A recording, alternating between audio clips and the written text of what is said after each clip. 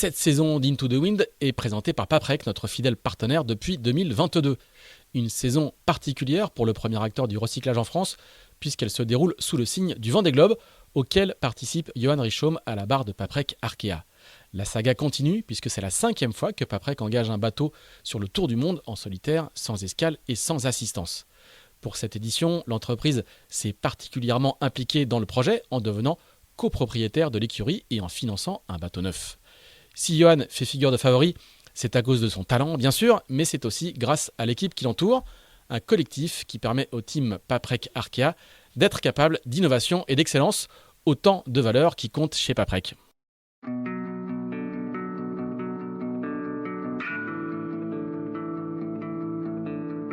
Bonjour, vous écoutez Into the Wind, le podcast des marins qui font des phrases. Into the Wind est produit par Tip & Shaft, le média des professionnels et des passionnés de voile de compétition. Tip & Shaft, ce sont 2 newsletters hebdomadaires en français et en anglais, des podcasts, des événements, des formations ainsi qu'un festival de films et un studio de production de contenu que vous pouvez retrouver sur tipandshaft.com. Je suis Pierre-Yves Lautroux et je vous souhaite la bienvenue dans ce nouvel épisode d'Into the Wind. Bonjour Pierre Le Boucher. Salut Pierre-Yves. Merci beaucoup de, non pas de nous accueillir, mais de venir dans notre petit réduit, notre petit KGB au 7e étage de notre tour à Lorient. Et alors t'arrives, t'es dans ton jus, parce que t'es habillé comme t'es habillé sur le bateau. T'étais sur Sodebo il y a encore pas quelques minutes, mais quelques heures. Littéralement, ouais. T'as traversé la rue et t'es venu nous rejoindre.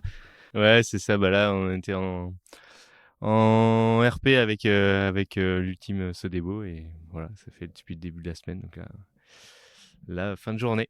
Et alors, c'est gentil de venir t'enfermer alors que tu pourras aller boire quelques bières avec tes collègues après la nave, et surtout qu'il fait un temps merveilleux comme depuis quelques semaines en Bretagne. Là, tu es habillé Sodebo, tu fais de l'ultime. Il y a encore la semaine dernière, tu étais habillé en Le Galet, tu faisais des classes 40. Donc avec toi, on va explorer un peu ce que c'est qu'une vie d'équipier depuis quelques années. Enfin, tu as eu tes projets à toi, mais tu vis aussi en tant qu'équipier sur les projets des autres en faisant plein de choses très très différentes. Mais je voudrais d'abord tu nous expliques un petit peu justement sur une séquence comme celle-là. Tu as enchaîné les Sables Horta, l'allée. Avec Le Galet et Fabien Delahaye, pardon, merci. Tu rentres, t'enchaînes sur Sodebo. C'est quoi le planning d'un équipier pro assez recherché, assez demandé ces dernières semaines et sur les semaines à venir? Raconte-nous un peu ce que c'est que le planning d'un professionnel du secteur qui n'est pas skipper de son propre projet. Ouais, c'est vrai qu'il faut réussir à tout bien agencer. Pas forcément facile parce qu'il faut quand même être posé pour être performant. Mais là, c'est vrai que j'ai enchaîné le Tour de Bretagne et le Sables Horta en Figaro 3 et Sables Horta en classe 40. Sables Horta et là CDRP, c'est un peu plus facile. Il n'y a pas la perf à mettre en avant. Mais non, c'est sûr que tout bien enchaîné, c'est pas forcément facile, surtout bien gérer la récup parce que forcément à chaque fois qu'il y a de la perf, faut être reposé pour être en forme. Et là, ton planning des prochaines semaines et des prochains mois, c'est quoi? Le planning de prochains mois, c'est plutôt grosse pause mi-juillet jusque fin août. Donc là on met un peu les bouchées doubles et puis après on se réentraîne avec Fabien pour la Transat Café l'Or. Donc on recommence les entraînements en septembre. D'accord. Et là, c'est classe 40 jusqu'à la fin de l'année. Ouais, jusqu'à la fin de l'année. Ouais. Pas d'autres piges en même temps. Non, normalement pas trop. Peut-être des entraînements, ou pour aider les gars sur l'ultime Sodebo, mais oui, parce que tu fais pas que les RP. T'es membre de l'équipage. Ouais. Le reste du temps. C'est ça. Et comment ça se passe du point de vue du changement presque mental? Comment est-ce que tu arrives à t'adapter au format de l'équipage, à la demande, à ton rôle? Ton rôle change un petit peu à chaque fois. Il faut bien penser à changer un peu de mode à chaque fois, ou tu passes du double à l'équipage par exemple, tu passes d'un Figaro 3 qui doit faire un peu plus de 10 mètres à un ultime qui en fait plus de 30. Ouais, c'est un peu de polyvalence quand même. Et puis oui, en fonction de la demande, le poste qu'on a, on va dire que plus dans les équipages, le poste est beaucoup plus bridé. On sait vraiment plus que ce qu'on doit faire. C'est un peu et plus l'équipage est réduit, plus on a de choses à faire. Et puis après, en fonction aussi de avec qui avec qui je navigue. Sur le Tour de Bretagne avec Tiffen, c'était plutôt c'était une bisu, donc du coup il y avait beaucoup d'apprentissage. C'est Tiffen Ragno, hein. C'est ça, Tiffen Ragno, pardon. Et là avec Fabien, c'était plus vraiment C'est pas un bisu. non, c'était pas un bisu, plus la perf et essayer d'aller chercher les victoires. Et comment ça s'organise du point de vue, entre guillemets, de la carrière? C'est-à-dire que tu arrives à faire des deals à l'année où tu réponds aux opportunités, ou le Galet, je sais que tu as annoncé assez tôt en saison en fait que tu allais faire toute la saison avec lui, donc en gros ça te garantit un certain nombre de jours. Sodebo, c'est pareil, comment ça s'organise? C'est une chose de répondre à son téléphone, mais il faut que tu aies un peu de visibilité aussi, quoi. C'est pas forcément facile, c'est vrai qu'on n'a pas beaucoup de visibilité. Je sais que par exemple à la fin du retour du trophée Jules Verne, j'avais rien. Il s'était rien passé parce donc que à la fin de l'année 2024. Ouais, il y avait rien parce que c'est vrai que il y avait rien sur 2025. le mercato c'était pendant l'hiver et on était en mer, donc voilà, moi j'étais concentré à faire ce que j'avais à faire et pas aller chercher ou trouver des projets. Donc voilà, et puis c'est vrai que cette année en plus il y avait quand même pas mal de supports sur lesquels on pouvait aller naviguer. Il y avait de l'IMOCA, du John 50, du Classe 40 du team, mais ça s'embriquait pas très bien toutes les courses, donc voilà, il a fallu faire des choix, mais en même temps t'as dû dire non à des propositions, quoi. Ouais, certaines, mais en même temps le projet c'était mon projet principal quand même de cette année avec Fabien. Je trouvais que c'est un super projet, donc voilà, je me suis engouffré dans celle-là. Et ça te plaît, cette vie d'équipier, toi qui as eu et qui cherche aussi à avoir à nouveau ton propre projet? C'est vrai il y a des bénéfices quand même je cherche beaucoup à avoir mon propre projet, j'aimerais vraiment. Après, je trouve ça génial parce que j'ai vraiment appris à naviguer sur tous ces supports. L'année dernière, je crois que j'ai fait tous les supports, mis à part l'IMOCA, mais j'ai navigué en Figaro, en classe 40, en Ocean 50 et en ultime, donc c'était quand même à chaque fois en faisant des bonnes pertes, donc c'était vraiment intéressant et je pense qu'il y a gagné je suis très content d'avoir pu naviguer sur tous ces supports pour progresser et m'épanouir. Et tu as le temps, au milieu d'un agenda comme celui-là, où chaque case est un peu stratégique, tu as le temps de travailler à ton propre projet? J'ai le temps, mais pas assez. Enfin, c'est toujours assez compliqué. C'est un peu le dilemme, hein, toujours. Ouais, c'est assez le dilemme parce qu'en fait, j'ai essayé de passer pas mal de temps à ça, mais j'ai pas réussi, ça n'a pas abouti. Donc c'est vrai que c'est aussi assez frustrant. Là, c'est vrai que c'est quand même assez grisant de pouvoir naviguer autant. Enfin, moi, je trouve ça. Enfin, quand je suis sur l'eau, je suis bien. Donc, donc là, c'est plutôt pas mal. Mais c'est vrai que c'est un métier à part entière, je trouve, de trouver les partenaires. Oui, et puis dans toute ta phase de recherche, ça nourrit pas son homme. Alors que quand tu navigues, ça nourrit son homme. Exactement. C'est un peu. C'est compliqué de concilier les deux, quoi. C'est un pan qui se mord la queue. Ouais, faut avoir du temps pour trouver les partenaires et en même temps, il faut pouvoir manger, quoi. Ouais. Et en même temps, c'est aussi en naviguant que tu es légitime, quoi. Exactement. Faut pas que les gens nous oublient. Et c'est là qu'on progresse. Donc ouais, faut aussi naviguer parce que c'est vrai que surtout sur les bateaux à développement, ça progresse très vite. Et donc, faut pouvoir suivre. Ah oui, tu veux dire qu'il faut rester. Il y a une partie de formation permanente, quoi, ou continue. Ouais, un peu indispensable, quoi. Ça évolue vite et ça évolue beaucoup, je trouve. Enfin, c'est super intéressant d'ailleurs. Donc il vaut mieux rester, il vaut mieux naviguer. En naviguant sur Sodebo, tu continues à apprendre des choses parce que juste pour le coup, c'est un bateau à développement. Ah bah ouais, c'est un bateau à développement. On apprend beaucoup déjà à naviguer sur ce bateau-là. Après, ils ont fait énormément de développement aussi cet hiver.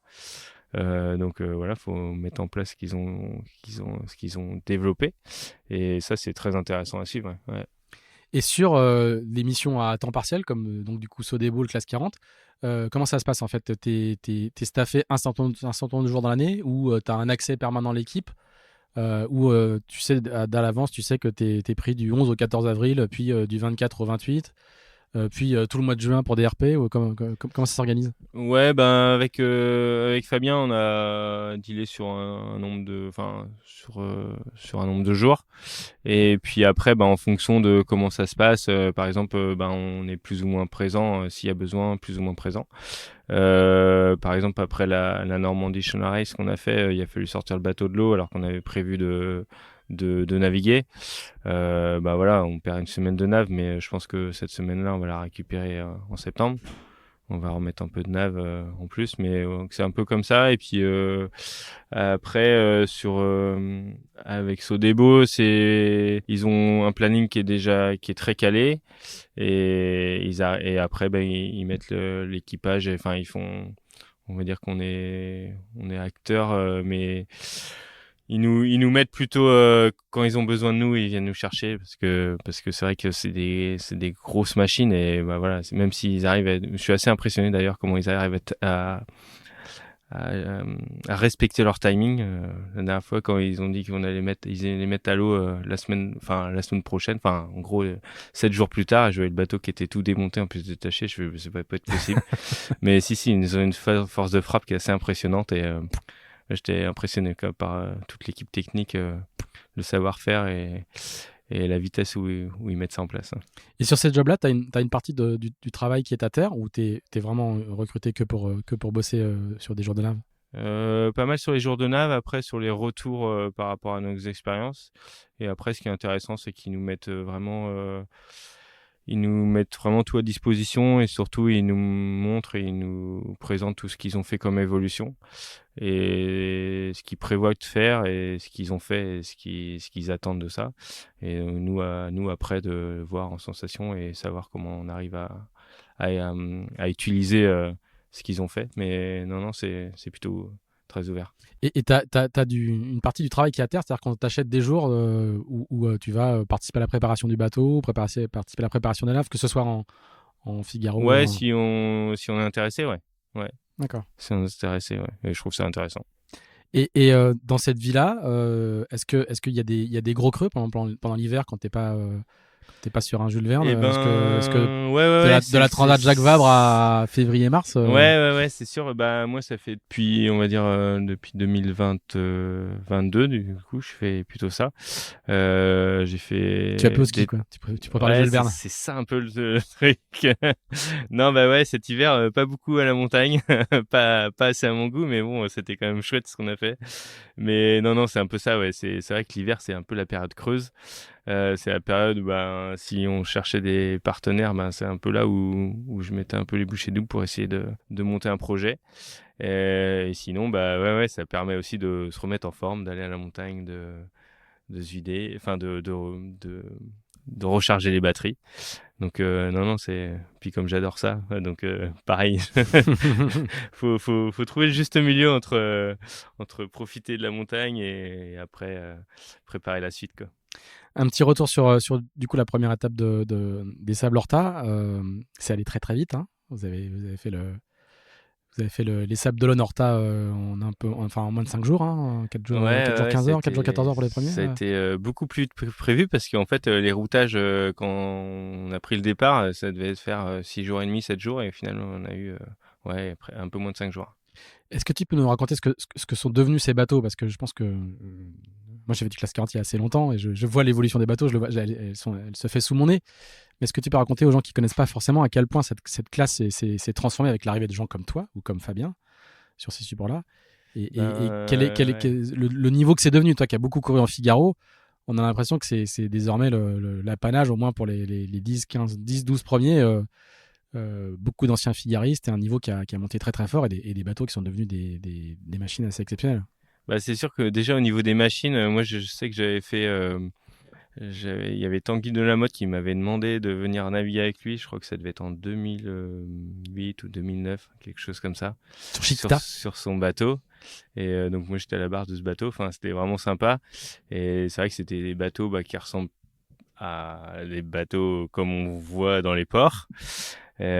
Plutôt facile, ça tape pas trop, enfin voilà, et l'exigence de ces nouveaux bateaux, déjà c'est quand même des bateaux beaucoup plus durs, la vie à bord est beaucoup plus dure. C'est des bateaux beaucoup plus puissants, il y a beaucoup plus d'efforts. Et puis niveau sportif, je trouve que c'est génial, c'est super intéressant, ça joue. Ouais, le niveau est quand même, enfin quand on regarde, il y a quand même pas mal de, ouais, comme tu disais, hein, d'anciens figaristes qui sont là, et la régate est super intéressante parce que c'est jamais gagné. Il y en a toujours qui attaquent dans tous les sens. Enfin, c'est super intéressant.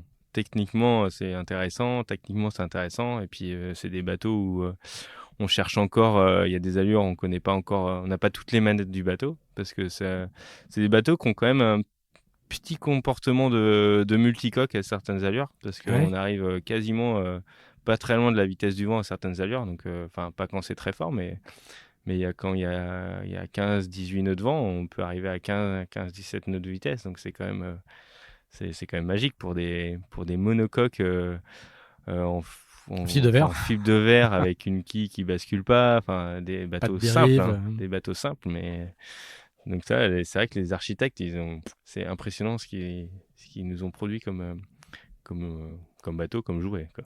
Et tu disais qu'on n'est pas du tout, on n'est pas encore à la phase de complète de développement des classes 40 modernes, quoi. T'as le sentiment qu'il y a encore des trucs à trouver, quoi. Ouais, il y a encore des choses à trouver, hein. Déjà là, il y a encore des écarts sur les bateaux. À certaines allures, il y a des bateaux qui vont vraiment mieux que d'autres. Certaines forces de vent, pareil. Donc, est-ce qu'il y aura des bateaux qui seront vraiment bons que pour faire les traversées au portant? Est-ce qu'il y a des bateaux qui vont être bons que pour faire des Normandy Channel Race? Enfin, voilà, ça va être un peu. Je pense qu'ils vont essayer de pousser et trouver pour avoir un bateau polyvalent, mais il y a encore des progressions qui sont faites, qui sont à faire. Là, il y a un nouveau lift qui est sorti et il a l'air d'avoir des allures où il a un petit gap encore en plus. Donc non, je pense que ça va progresser encore. Ton objectif, c'est de faire la prochaine Route du Rhum? Ouais, ce serait bien. Ça serait bien. Ça serait bien. C'était celui qui était affiché il n'y a pas si longtemps, mais je pense qu'effectivement, le temps court et il court très très vite. Aujourd'hui, si tu avais la possibilité de monter un projet, tu as voulu à un moment faire le Vendée Globe, je pense que ça reste ton objectif ultime, sans jeu de mots. Ouais. Aujourd'hui, avec la carrière que tu as et les ambitions que tu as, un projet classe 40, ça suffirait ça suffirait à ton bonheur? Ah oui, c'est sûr que le Vendée Globe sur un IMOCA performant, ce serait le Graal, ce serait vraiment sympa. Enfin, j'adorerais ça.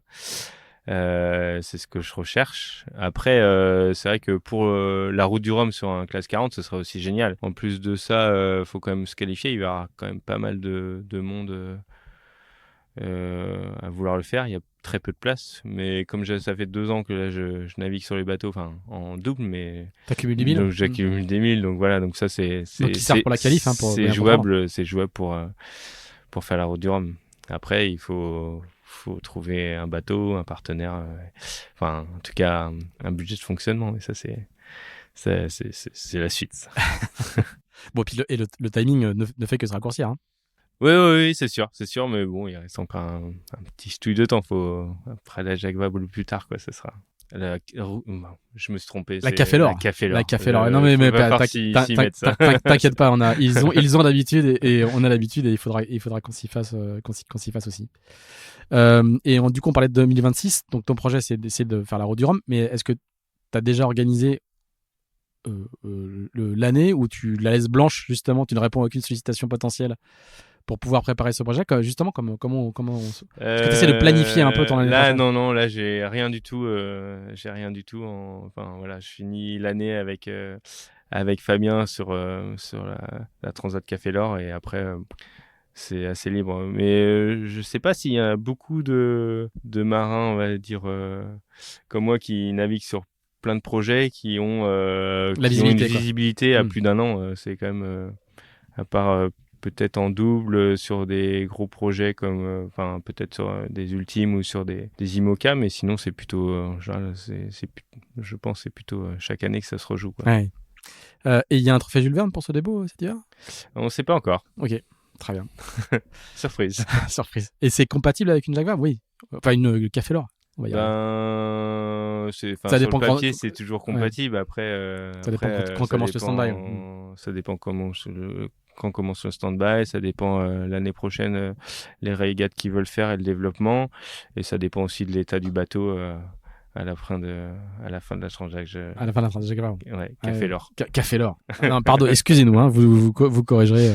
Mais c'est sûr que c'est des bateaux où potentiellement c'est dur parce que tout peut s'arrêter à tout moment s'il y a une grosse casse. Donc voilà, mais c'est vrai que... Et en même temps, ils peuvent être très rapides au port et voilà. Très rapidement, convoyage retour en 5 jours. Ouais, c'est ça. Mais je crois qu'ils ont prévu quand même de leur faire un parcours assez long pour aller. Oui, parce que je veux dire, une fois qu'ils sont en Martinique, Oui, revenir au port, vite, c'est pas ouais, très, très compliqué. Mais par contre, effectivement, il y a un risque d'abîmer le bateau en permanence. Écoute, on va faire notre petit flashback. On va voir que t'es un spécimen particulier parce qu'on va parler beaucoup de vol olympique. Et t'es l'un des rares cas de conversion. On a longtemps dit que c'était le parcours idéal, la vol olympique d'abord, puis la course au large après. Au final, on va voir que t'es l'un des rares cas de conversion avéré et complet de la voile olympique à la course au large. Au final, on a beaucoup dit que c'était le parcours idéal, mais il n'y en a pas beaucoup qui le font. Ce qui est assez drôle, c'est que l'équipe de France de voile débarque à Lorient dans les jours qui viennent. Ça, c'est quand même très très drôle. Parce que le plan d'eau de Lorient serait le plus proche en France du plan d'eau de Los Angeles 2028.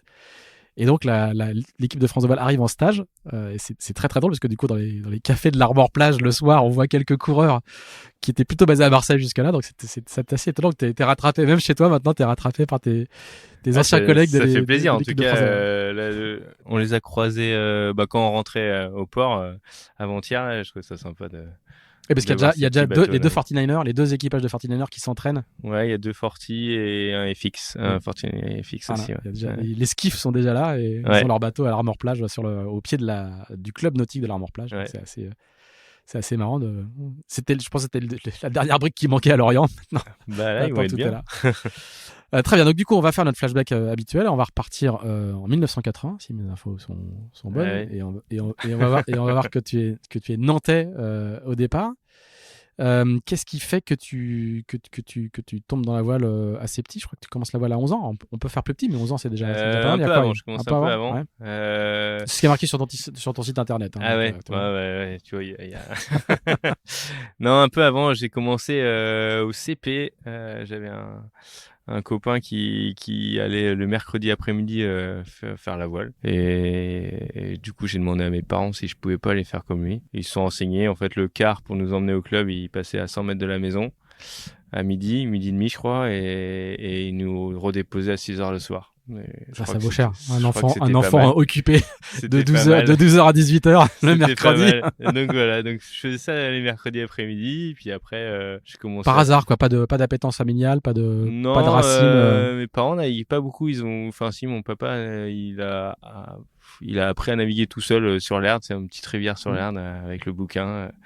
Mais voilà, pas plus que ça. Ils sont plutôt de la campagne que de la mer. Et donc voilà, donc j'ai commencé comme ça. Et puis fil en aiguille, j'ai demandé au club. Donc c'est le petit quoi. À 11 ans, c'est le petit. C'était plutôt assez grand, mais... 6, c'était 7-8 ans. Et puis après, ouais, j'ai demandé si on pouvait pas faire de la compétition. Donc, Et pourquoi par goût de la compétition ou par Ouais, je pense que les entraînements c'était bien, mais bon, fallait jouer quoi. Donc voilà, non. Et puis j'étais assez assidu. J'allais puis tous les mercredis, on allait naviguer. Et c'est vrai qu'il y avait des mercredis. C'était gelé sur l'Erdre. Je crois que j'étais le seul dans le car. Donc j'allais naviguer. On cassait la glace, on mettait l'optimiste dans l'eau. Puis l'entraîneur, il m'emmenait naviguer. On allait au milieu, il y avait de l'eau, mais près des berges, il y avait de la glace. Donc, c'était sympa. C'est comme ça qu'on forge sa légende, quoi. Ouais, c'est vrai que des fois, c'était pas facile. On naviguait, il faisait froid. Mais c'était l'époque où il faisait froid l'hiver. Voilà. Et où il n'y avait pas de réglementation. On pouvait naviguer tout l'hiver. Maintenant, les clubs, il y a des réglementations. On peut plus naviguer l'hiver, mais dès que l'eau est un peu fraîche. Ouais. Ok. Mais ouais, ça. Et puis après, je suis passé en double en équipe. Donc là, ça devait être vers 11 ans. Et la compète, juste tes premiers souvenirs, t'accroches tout de suite ou ça te... Ouais, trop bien. Il y avait une petite départementale, je gagne la course, c'était génial. Alors que j'étais pas bon, je pense. Hein. On apprend. Et puis après, je crois qu'il y avait une autre compète, mais c'est pareil, on connaissait pas trop, mes parents non plus. Donc je sais plus. Une fois, ils m'emmènent et puis on fait une première manche, on rentre à terre, on fait une deuxième manche, on rentre à terre, hein, donc ça c'est. Et puis là mes parents, il est temps d'aller manger, donc on rentre manger à la maison, c'est pas très loin, mais donc on rentre manger à la maison, puis la manche d'après, loupé, on avait été manger à la maison, on savait pas, voilà, ils savaient pas, c'est drôle. Du coup, une manche loupée, voilà, on saura la prochaine fois, on prendra les sandwichs. Mais non, c'était marrant, c'était des sacrées aventures. C'est des bonnes aventures. Et puis voilà, puis optimiste, et puis pas beaucoup, au final, pas tant que ça. Et puis après, un peu d'équipe parce qu'ils commençaient à développer cette série un peu dans la région. Donc l'équipe, pour expliquer, c'est C'est c'est en un... dessous du 4-20 encore. Hein. C'est Ouais, en en fait, termes de c'est taille. comme l'optimiste, c'est la même tranche d'âge, sauf que c'est du double pour la même tranche d'âge. Donc c'est des bateaux qui Avec ont une voile été d'avant. Hein. avec une grosse voile d'avant. Mhm. C'est un petit Flash Dutchman, c'est Marc Laurent qui a mis ça, qui avait conçu ce bateau, qui l'a mis en place. Et ouais, c'était Et l'équipe, chouette. c'est parce que c'était le quotidien, l'équipe, qui l'avait en partie financé. Ouais, C'était le logo de l'équipe. Hein. ouais, mais génial. C'était un petit bateau. Enfin, ça planait. Il y avait un spi. Enfin, on s'est régalé avec. Donc j'ai fait ça avec David Le Chen, et donc j'ai fait ça pendant jusqu'à 13 ans, quoi. 13 ans. Après, on se déplaçait sur les championnats. On avait championnat de France. On a fait un championnat de France à Aix-les-Bains. Et on se battait déjà avec des coureurs avec qui, là, on se bat encore ou qu'on va sur les parkings. Hein. Ah ouais. Alors, bah, il y a Manu Dien là, qui s'occupe en ce moment des fixes, des Des Forti Fortinanders, qui les coach. Il y avait Stéphane Christidis aussi qui coach, qui a été mais son je crois, équipier qui pendant était de son longues années. équipier pendant ces longues années. Il y avait Alexis Aveline. Il y avait Qui était ingénieur dans plusieurs équipes. Là. Ouais. Il y avait alors, il finissait, mais il y avait Tom Rouxel avec Mathieu Rouxel, c'est deux frangins. Ouais, et c'était marrant parce qu'il y avait même les frères Château. Donc ouais, c'était sympa cette période-là d'aller naviguer avec. Ouais, c'était une Et ça petite. marchait bien. T'avais des bons résultats. Ouais, on finit troisième du France, et Ah après on oui. n'a pas fait longtemps parce que mon équipier était un peu plus vieux, du coup on est passé directement en 420. Et ouais, avec puis on avait des entraîneurs qui étaient hyper motivés. On avait été au Portugal faire un championnat d'Europe, et c'était vraiment sympa. Ouais.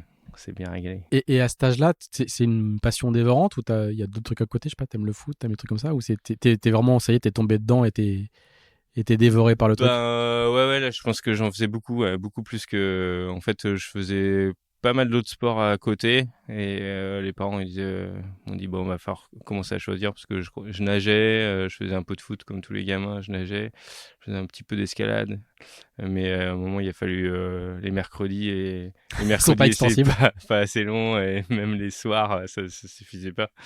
Donc ouais, il y a un moment, il a fallu un peu choisir quand même. Ce qu'il faut expliquer, hein, c'est que t'es un grand sportif, quoi, pas juste un athlète de la voile. Quoi. T'aimes courir, tu fais du sup, t'aimes Ouais, c'est sûr que beaucoup ça, quoi. Hein. j'adore les sports d'endurance et les Voilà. sports outdoor. Et c'est vrai que ouais, et plus j'en découvre, plus j'ai envie d'en faire, quoi. C'est vrai que à chaque fois que tu découvres un nouveau sport, tu fais ah, je vais aussi faire ça, j'ai envie de faire ça. Et non, mais à l'époque, je faisais un peu, mais beaucoup moins de sports outdoor que je peux faire maintenant. Et alors, à quel moment, enfin, la période 4-20 se passe comment? Eh ben 420, plutôt bien. En fait, on a arrêté un peu pour progresser. On s'est mis au pôle à, à la Baule, au Pouliguen. Et Donc là, il faut être détecté déjà ou tu rentres. on était non, enfin un peu, mais pas tant que ça. Enfin voilà, c'était non, on pouvait être sur un. Non, en fait, ouais, c'était les entraînements de ligue, et on faisait ça le week-end. Mais on naviguait beaucoup moins que les sudistes, même s'ils nous disaient, mais non, on navigue pas. Et ouais, on voyait bien que sur la régate quand même, et ils naviguaient un peu plus que nous, quoi. Et ils étaient bons, hein, mais ils s'entraînaient aussi, pas mal. On en rediscute de temps en temps. Je sais plus, j'étais pas mal en concurrence par exemple, contre Christopher Pratt aussi, qui naviguait en 420. Et donc, c'était marrant. C'était un peu les petits tips où, c'est un peu comme les triathlètes, quoi. Ils disent qu'ils s'entraînent pas, mais ils Mais il s'entraînent tout faut le que temps, ça. quoi. C'est un peu ça. Mais non, on s'entraînait pas trop. On n'avait pas trop de matos, mais après, on a eu la chance. C'était Gavo qui nous avait du sud là, qui nous avait prêté des voiles Norse, et du coup, ça nous a mis un petit. Michel Gavo là, qui nous avait prêté des voiles, et ça nous avait mis un petit coup de boost pour pouvoir perfer. Et c'est vrai qu'avec du matos un peu plus, c'était plus facile. Donc ouais. Et puis on finit en 420 quand même. Je crois qu'on fait vice-champion d'Europe. Ah, quand même. Ça casse bien, quand même. Ouais, c'était ça, ouais, c'était bien. Et puis vice-champion de France aussi. Bon, plutôt pas mal. Et donc, Ouais, du coup, c'est bien. là, ça y est, t'es sur des rails. Ton objectif, c'est ensuite de faire 4-7, les jeux. T'as des rêves de gamin comme ça ou Même pas trop en fait. même pas trop? Même pas C'est trop en juste fait. le On fun et le navigue. plaisir. Ouais, pas vraiment de projection là-dessus. Et puis à la fin du 401, on dit peut-être faire du 4-7 alors. Ah bah ouais, ça a l'air sympa comme bateau. Voilà, donc on va au snow, on regarde, il y avait un bateau, il y avait. Donc, le STO, c'est Ouais, le grand club de Nantes. Hein. c'est un grand club de Nantes. Il y avait Fabrice Jaunet qui naviguait, on a été voir son bateau. Machin. Ah ouais, c'est impressionnant, il y a des bouts de partout, il y a plein de réglages. Bon, ok. Et puis là, moi, je galère un peu au niveau des équipiers parce que mon équipier arrête, il se concentre sur sa carrière étudiante, il Sur veut ses faire études. kiné. Ouais, voilà. C'est vrai que c'est un moment où voilà, faut choisir ce qu'on veut faire. Et donc, il était parti dans son école de kiné. Et moi, pendant 2 ans, je galère un petit peu à trouver un peu un équipier. Et puis finalement, avec Vincent Garros, on se met OK, on fait allez, on essaye. Et voilà, Et et là c'est parti tu le quoi. rencontres comment? Et il naviguait aussi en 420, mais contre moi. Et pareil, du coup on s'est dit tiens, on pourrait essayer. Et puis voilà. Donc non, top. Et puis là c'était parti pour 12 ans. 12 ans Une vie de couple? ouais, c'est vraiment ça. Enfin voilà, on vit tout le temps ensemble sur le même lieu de régate, même lieu d'entraînement, le soir Et, là, aussi.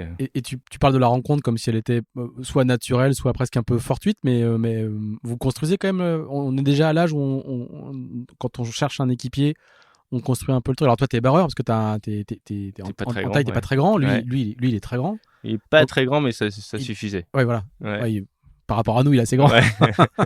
Mais ce que je veux dire, c'est que du coup, on est déjà dans la recherche de complémentarité ou c'est d'abord, c'est un pote, je m'entends bien avec lui. Oui, non, il faut quand même avoir le gabarit. Et après, la complémentarité, c'était surtout réussir à avoir assez de temps, se dégager assez de temps pour le projet. Parce que c'est des projets qui prennent du temps, lieu Ouais, mais c'est ça d'entraînement. que t'as pas raconté, c'est qu'en fait, on se met d'accord, on dit, ok, t'es d'accord pour naviguer 200 jours par an, t'es d'accord pour qu'un jour on aille au jeu. Enfin, on est déjà dans cette logique-là ou Euh, parce que là, ben, on passe du 4-20 où c'est sympa, mais on se projette pas à Là, on se je projette, mais construis quelque c'est quand chose. même dur de se projeter, d'aller faire les jeux. Enfin, pour moi, en tout cas, tant qu'on n'a pas le niveau, c'est quand même dur de se projeter. Enfin, en tout cas, Mais tu te projettes dans un ouais, engagement en tout cas. c'est ma façon de voir les Hmm. choses. C'est tant qu'on n'a pas le niveau.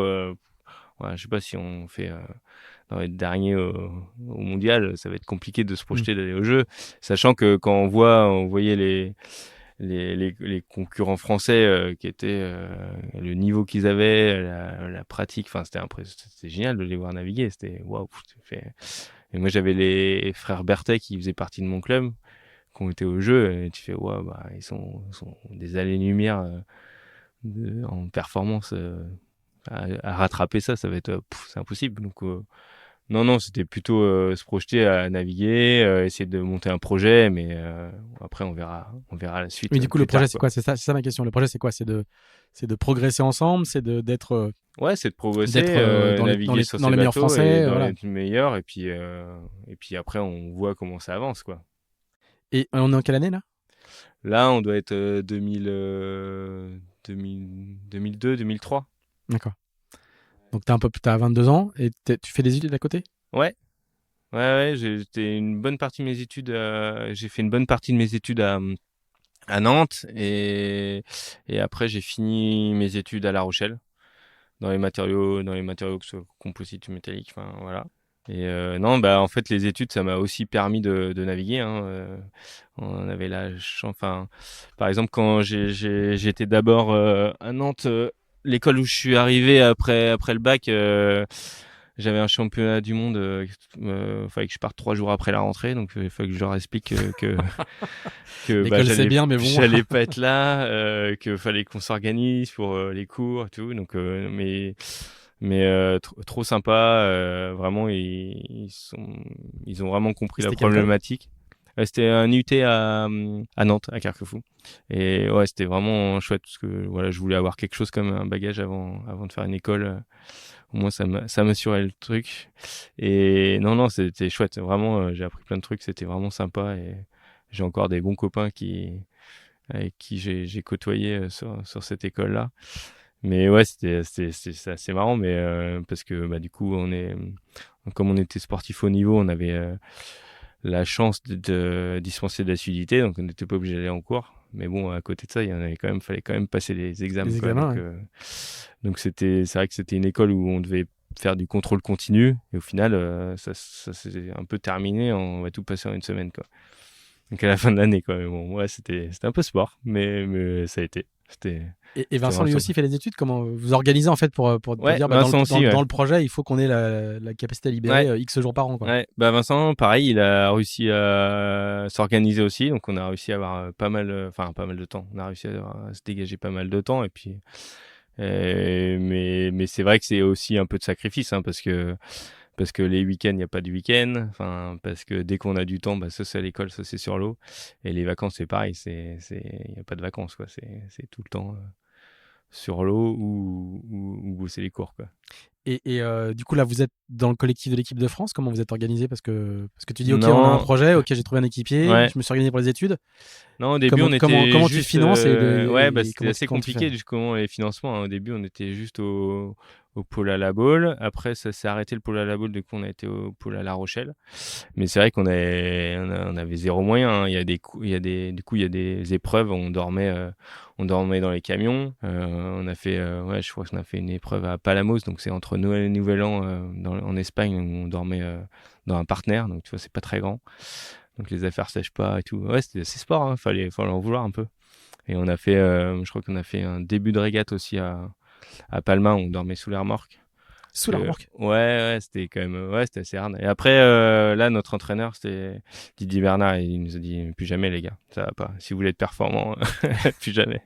Bon, bah, ouais, mais bon, c'est pas facile, hein. Voilà, on n'avait pas les moyens d'aller dans les hôtels, ou d'aller dans les appartes. Voilà, donc c'était pas si simple, quoi. Mais puis des fois, on a eu des ultimatums. Je sais plus, on a fait c'était un mondial à Cagliari. Je crois qu'on était en équipe jeune. Et c'est pour une anecdote, hein, et là, c'était Loïc Billon, notre entraîneur. Et là, il nous dit juste au milieu du championnat, enfin au début de championnat, et voilà, il nous emmène et tout. Il nous dit, ouais, bah, par contre, le déplacement, il est pas pris en charge si vous n'êtes pas dans le Roar, quoi. Wow. Donc c'était dans Faut les t'expliquer un peu 34 ou 30. voilà, le rang, c'est qu'il y a En beaucoup de gros, candidats au il y a début. plein de candidats, il y a 3 ronds, en gros, on doit être, je sais pas, 90 bateaux, un peu plus, ou 100 bateaux, et donc en gros, en Roar, c'était divisé par 3, donc il fallait être Dans les 30 dans meilleurs. les 30, donc je sais plus, je crois que c'est coupé à 34, un truc comme ça. Et là, waouh, fait ouf, voilà, déplacement à Cagliari, mais jamais on va pouvoir payer ça et tout, quoi. Donc, en gros, t'avances les fonds et Ben, ils te remboursent si t'es dans non, le justement, rang. t'avances pas, c'est eux qui avancent, mais après, tu as une facture, tu dois payer, Ah quoi. ouais. Parce que c'est pas toi qui organise, voilà, mais. Donc, ouais, c'était Ah, quand c'est même, rude, quoi. c'était assez rude, hein, ouais, c'était.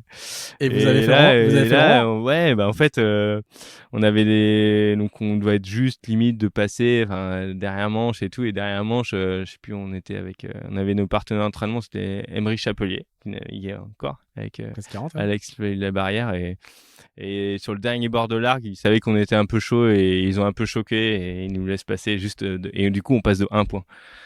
Donc trop bien, quoi. Donc Ah oui. Pour que vous ayez pas à payer la facture, quoi. ouais, non, Alors, mais ils je sais savaient pas qu'on si ça était mais... juste, et du coup, Ah ouais, et c'est voilà, sympa. ils nous ont laissé un point sur ce coup-là. C'était vraiment sympa. Donc ouais, c'était pas simple, hein, c'était pas simple. Puis les entraînements, bah c'est vrai que les entraînements, on allait tout le temps dans le sud, on allait naviguer à Hyères principalement, souvent, à Hyères ou à Saint-Raphaël dans les Crêpes. C'était chouette pour s'entraîner. On naviguait une semaine dans le sud, on remontait, on bossait les cours et on redescendait. Et à quel moment cette vie-là, un peu sur le fil en termes de budget, elle dure combien de temps? Il y a un moment en fait où en fait vous performez suffisamment pour être Ouais, à partir rentré dans le collectif. de 2006-2007.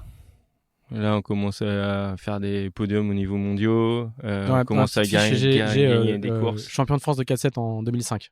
Donc ça, Ouais, mais ça sert suffit à rien. pas, ça. Non, ça Non, suffit. ça suffit pas, ça. Ça, c'est pas assez. Ouais, non, c'est Après, plus tard.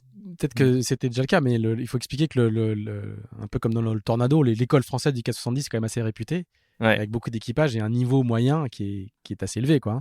Ouais. Beaucoup de Là, concurrence, quoi. c'est sûr que là, il y avait quand même. Ouais, on était. Je pense que dans les 15 premiers Français. Dans les 15 premiers, il y avait 4 ou 5 Français. Ouais. Ça, c'était quand même. Ça commençait. Il y avait un Il n'y a niveau pas français il y a qui pas 4 à faisait. 5 places en équipe de France. Non, il n'y avait pas 4 à 5 places. Et du coup, on était plutôt dans le groupe. On était trois. On s'est bien entraînés pour essayer d'aller attaquer les trois autres équipages qui étaient en équipe. Donc, avec Ronan Andréano qui est à la Voile Résidence. Ronan Floch, pardon, qui est à la Voile Résidence. Ronan Andréano, ça c'était un des équipages. Alex Palu-Barrière et Émeric Chapelier, c'est un autre équipage. Donc là, voilà, on faisait 3 équipages qui se battaient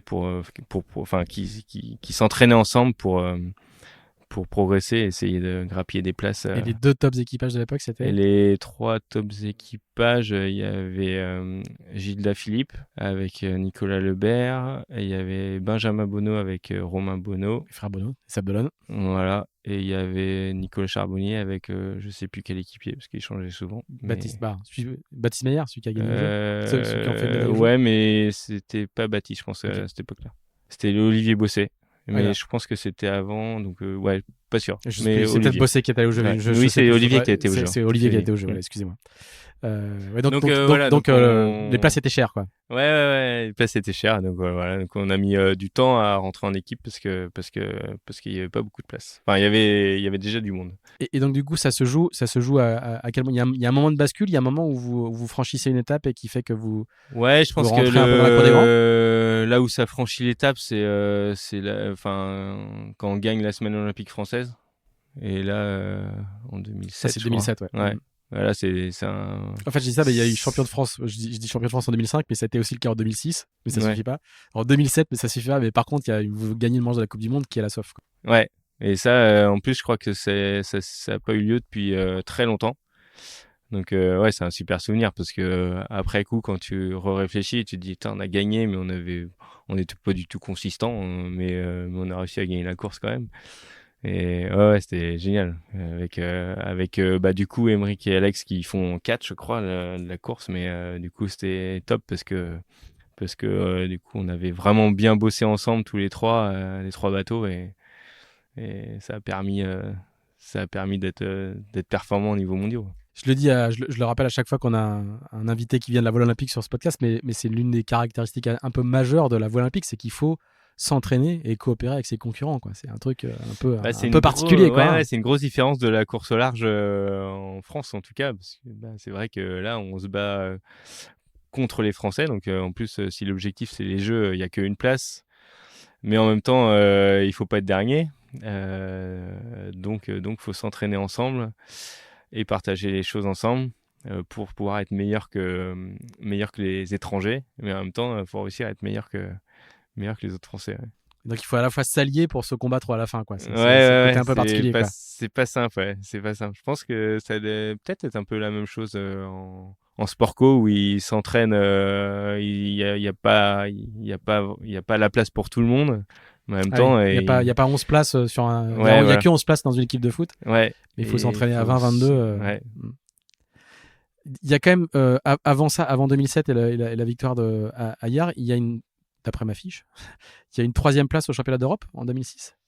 Ouais, ça, à Balaton, ouais. Ça vaut pas plus cher qu'une manche de la SOF. Si et non, parce que le premier c'est un Français, le deuxième c'est un Français, et du coup on fait 3e. D'accord. Tu fais 3e, mais 3e français. Ouais. Ah ouais. Ah, c'est terrible. C'est terrible. Hein. La médaille de bronze au championnat d'Europe qui vaut pas grand chose en fait. Ouais. Ok, j'ai rien dit. Je le garde dans ma fiche, mais désolé. Ouais. Ah, c'est dur, hein. C'est un sport pas facile. Et alors, en quoi cette victoire de 2007, ça devient une étape pour vous? ça débloque quelque chose dans Ouais, parce que la SOF quand même c'est quand même une épreuve de référence en France, donc ouais là ça, enfin pour moi en tout cas, ouais, ça, puis gagner quoi, enfin c'était quand même voilà, c'est la Et qu'est-ce qui première change? C'est le grosse regard des épreuve. concurrents et des autres sur vous? C'est le regard de l'encadrement de l'équipe de France sur vous? C'est Il y votre a regard il y a un réciproque et votre... peu il y a un peu il y a un peu tout, il y a un peu tout. Il y a bah, mine de rien, tu vois, tu as les journalistes qui viennent te voir, après tu as le regard de la direction, Des TN. le TN, tu enfin voilà, ils commencent à te prendre un peu plus au sérieux quoi. Enfin voilà, c'est ouais, et puis même le regard des concurrents aussi. Ouais, c'est savoir que bah voilà, en fait, on peut être meilleur que les autres. Et votre regard à vous, dans votre duo, vous vous dites, en fait, on est capable, Ouais, vous voilà. aviez, vous étiez déjà On sûr que vous pensiez que vous pouviez faire ce type de perf ou Ouais, mais c'est ça quand vous même surprend un dur peu? entre se dire ouais on peut et réaliser, c'est quand même c'est la nuance quoi, la Hmm. différence. Donc, Ouais. tu franchis aussi une étape psychologique, quoi. Hein. Ouais, parce que à la fin quand même sur ces supports, on navigue tellement tous ensemble, enfin tellement bah, énormément de jours. La différence c'est quand même dans la tête. Hein. Enfin, je pense que voilà, on arrive tous à arriver aux mêmes vitesses de bateau, on sait tous tactiquer, on sait tous prendre un départ. Enfin voilà. Mais après, bah, dans la tête, faut réussir à. Ah oui, c'est le mental qui fait la différence. Ouais, pour moi, c'est le mental qui fait vraiment la différence, quoi. Faut être bon pendant une semaine, tous les jours, et manche par manche, quoi. Même si les conditions elles sont différentes à chaque fois, faut réussir enfin, pour moi, je pense qu'il faut réussir à être stable, quoi, pour être le plus performant possible, le plus longtemps possible. Et là, donc, du coup, vous rentrez en équipe de France. Qu'est-ce qui se passe concrètement? Et là, on rentre, non, c'est encore un peu long pour rentrer, mais ouais, je crois qu'on rentre en équipe Vous dormez en auberge de non, jeunesse et plus c'est dans les mieux, 4 c'est jours. mieux. On est une équipe jeune. Là, quand même, on est aidé. Donc, on est soutenu on est soutenu par la Fédé. On arrive à avoir des partenaires. Donc Des sponsors qui ouais, sponsorisent votre équipage, quoi. ouais. Donc là, on avait deux partenaires. On avait le Merpax et Schindler. Donc c'était chouette. Ça faisait un petit plus quoi pour pouvoir acheter du matos.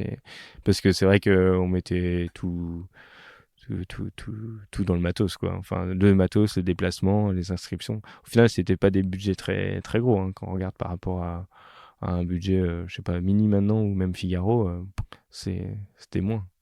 Sans compter bien sûr euh, le staff quoi. Oui. Sans compter les entraîneurs, Kiné, sans entraîneurs qui, eux, compter sont pris en charge par la Fédé voilà, ou par le... parce il y a kiné, entraîneur, après il y a quand même la météo, il y a pendant l'hiver on bosse pour faire évoluer le matériel. Enfin, en 4-7 on a une jauge très stricte, mais il y a quelques points où on peut faire évoluer quoi. Donc là-dessus, les bateaux, mesurer les bateaux, savoir comment ils sont, le centre enfin le poids pour faire simple, mais la raideur, passer en pendulum, enfin il y avait pas mal de choses qu'on pouvait faire ou mesure des voiles, enfin c'était intéressant ça aussi cette période. L'année d'après, vous êtes à nouveau champion de France, mais vous faites un podium au mondial, troisième en 2008, non? En 2008, non, une Coupe du Monde. Une Coupe du Monde. Ouais, Coupe du Monde. Ok, moi j'ai troisième du championnat du monde, mais encore une fois, je n'ai pas le.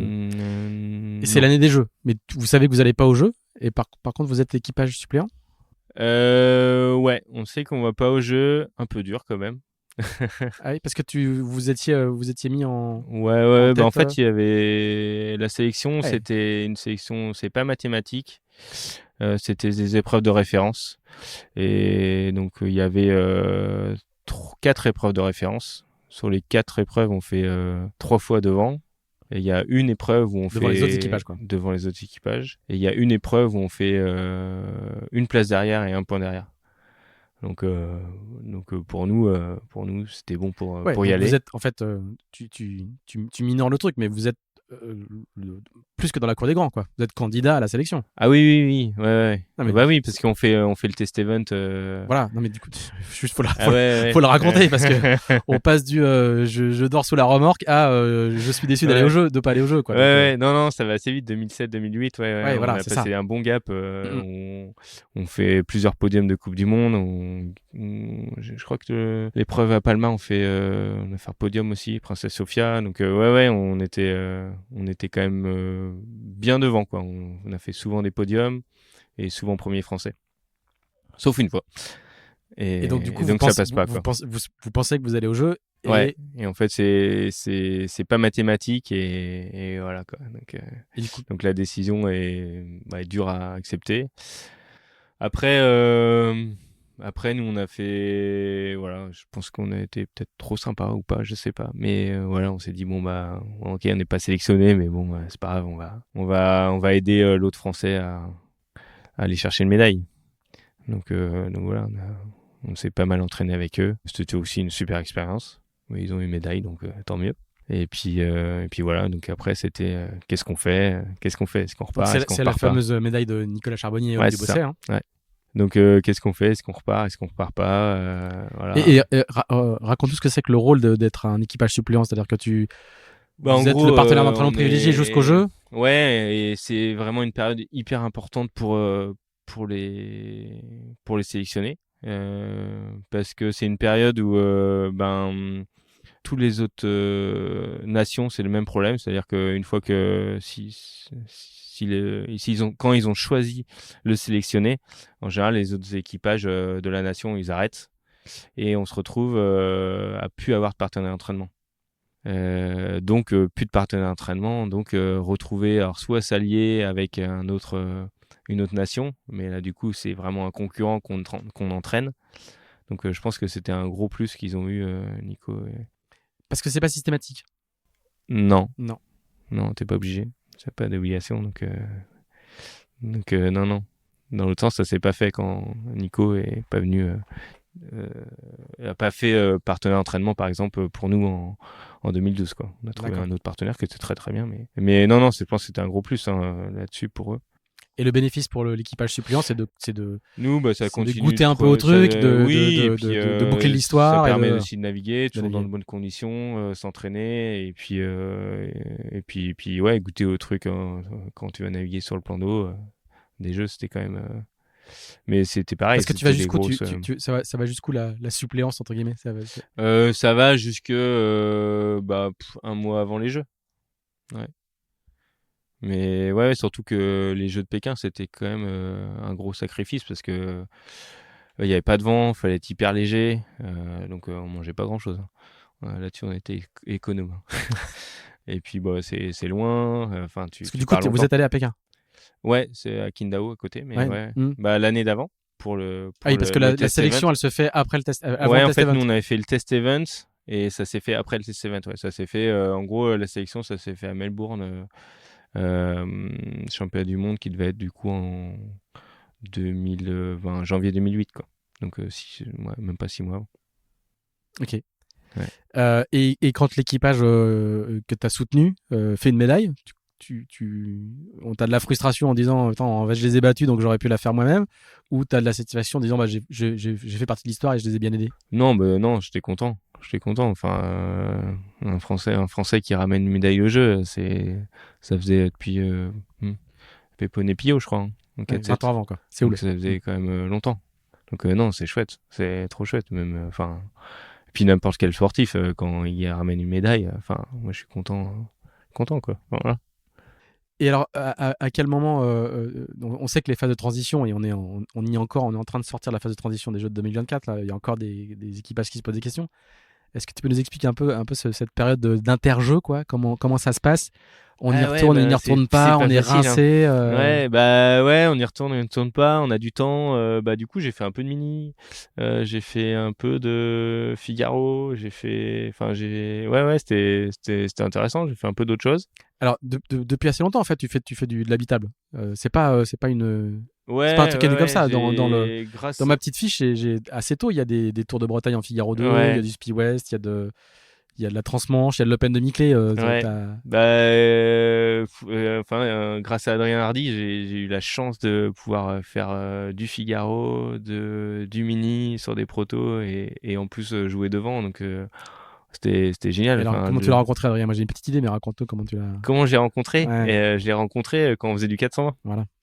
Ouais, en 420. Oui, c'était un cadre du 420. Ouais, il était il est un peu plus jeune que moi. Et du coup, moi, je finissais ma carrière de 420 quand lui, il était au milieu de sa carrière.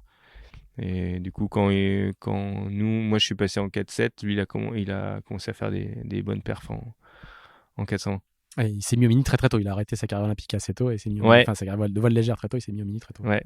Et du coup, avec le Karen liquide, du coup, c'était sympa. J'allais l'aider à bricoler son bateau. Brossard.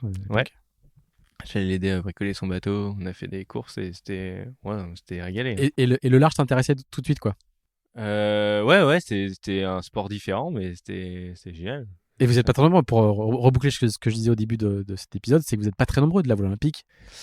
Il y a des petits one-shots comme ça de temps en temps, mais toi, en fait, ça vient d'un peu plus loin, quoi. Ouais, des personnes qui ont poussé la voile olympique longtemps et qui après sont passées sur la course au large, ouais, il n'y en a pas beaucoup. On va y revenir, mais ce que je veux dire, c'est que ça vient pas du jour au lendemain. Il y a Ouais. une petite graine qui date d'assez longtemps. Ouais. Alors du coup, quelques respirations avec de la course au large. Et à quel moment vous vous tapez de la main en disant je repars? Je crois qu'on repart 2009. Je crois qu'on repart. On repart, on refait un championnat et puis là on se repose des questions. En fait, vous êtes champion de France non-stop pendant 6 ans presque. Ouais. Ça va être un truc comme ça. Ouais. Mais ça vaut rien. Ouais. Non, mais c'était. Après, tout le monde y allait pas. Nous, on trouvait ça sympa. L'ambiance était sympa. Et en plus, il y avait plein d'amateurs qui venaient. Et je pense que pour eux, c'était génial de pouvoir se confronter à des gens qui sont vraiment au top niveau. Et eux, ils venaient naviguer avec nous. Et je trouve que c'était hyper chouette. Super chouette, tu rendais un peu à la communauté, quoi. Ouais, et puis c'était bonne ambiance, c'était la bienveillance, ils étaient contents de voir les bateaux, l'évolution, et puis nous leur donner des conseils. Enfin non, je trouvais ça. Et nous, ça nous faisait une petite régate en général de reprise ou de fin de saison, ça dépendait. Et donc du coup, à quel moment vous vous dites ok, on y retourne? Parce que c'est des décisions lourdes, quoi. Hein. Ben ouais, pas facile. Fallait. Et puis là, on avait fini nos études, fallait bosser. Du coup, on était en. Moi, je travaillais chez AG Plus Par, qui fait des mâts de bateau, au bureau d'études. Et Vincent, il finissait son stage et je sais plus. J'ai une petite roue, je vais retrouver. Mais en tout cas, on a réussi on était tous les deux en CIP. Donc faut que j'explique. Contrat d'insertion professionnelle, donc c'est un contrat un peu spécifique. Donc on travaille dans l'entreprise et là, le temps de travail où on n'est pas à l'entreprise, c'est une partie la fédération qui paye et une partie la région. En gros, vos impôts. C'est ça. Ah, c'est ça. Et donc voilà, parce que moi j'avais l'opportunité peut-être de faire partie de l'armée de champions, mais moi je voulais pas. Donc l'armée de champions, là, c'est un autre financement, c'est plutôt mais ça, c'est... la marine nationale. Voilà, mais ça c'est. Qui t'accorde une solde modeste de. Ouais. Mais là, c'était super en fait, parce que du coup, ça permettait. C'est sûr que ça chargeait l'emploi du temps, hein, parce qu'il fallait bosser, et puis en fait, dès qu'on finissait les régates, il fallait retourner travailler. Mais en même temps, quand ça se passait pas bien sur l'eau, ça permettait de switcher et de se reconcentrer sur autre chose et pas trop ruminer ce qui allait pas. Donc non, je trouvais que c'était intéressant ça quand même d'avoir un projet à côté. J'ai appris plein de trucs en plus, donc c'était chouette. Vous trouvez des jobs et vous arrivez à les aménager pour pouvoir continuer à courir, et donc vous vous dites ok, on y retourne. Ouais, mais après il y avait des années, il n'y avait pas beaucoup, hein. Ça allait de 50% de détachement à 80%, donc ça faisait, et tout ça annualisé, donc ça faisait des fois on n'y allait pas pendant un paquet de temps, mais j'avais un super patron, hyper sympa. Jean-François Névaux. Exactement. Et parlons un peu de ta relation avec Vincent Garros, parce que c'est toujours un truc assez intéressant à explorer, les binômes dans la voile légère. Comme tu le disais, c'est même plus dense que la vie de couple, quoi. C'est que vous passez plus de temps avec Ouais, votre équipier qu'avec ouais. votre éventuel conjoint ou conjointe, quoi. Bah ouais, c'est sûr. Mais non, ça se passait au final, quand j'y repense, ça se passait tout le temps bien. On s'engueulait jamais. C'était tout le temps de la bienveillance. En gros, et puis on avait la même passion d'aller faire du sport, d'aller courir. Donc ça, c'est chouette parce que dès qu'on pouvait, on allait faire d'autres activités ensemble. Donc ouais, on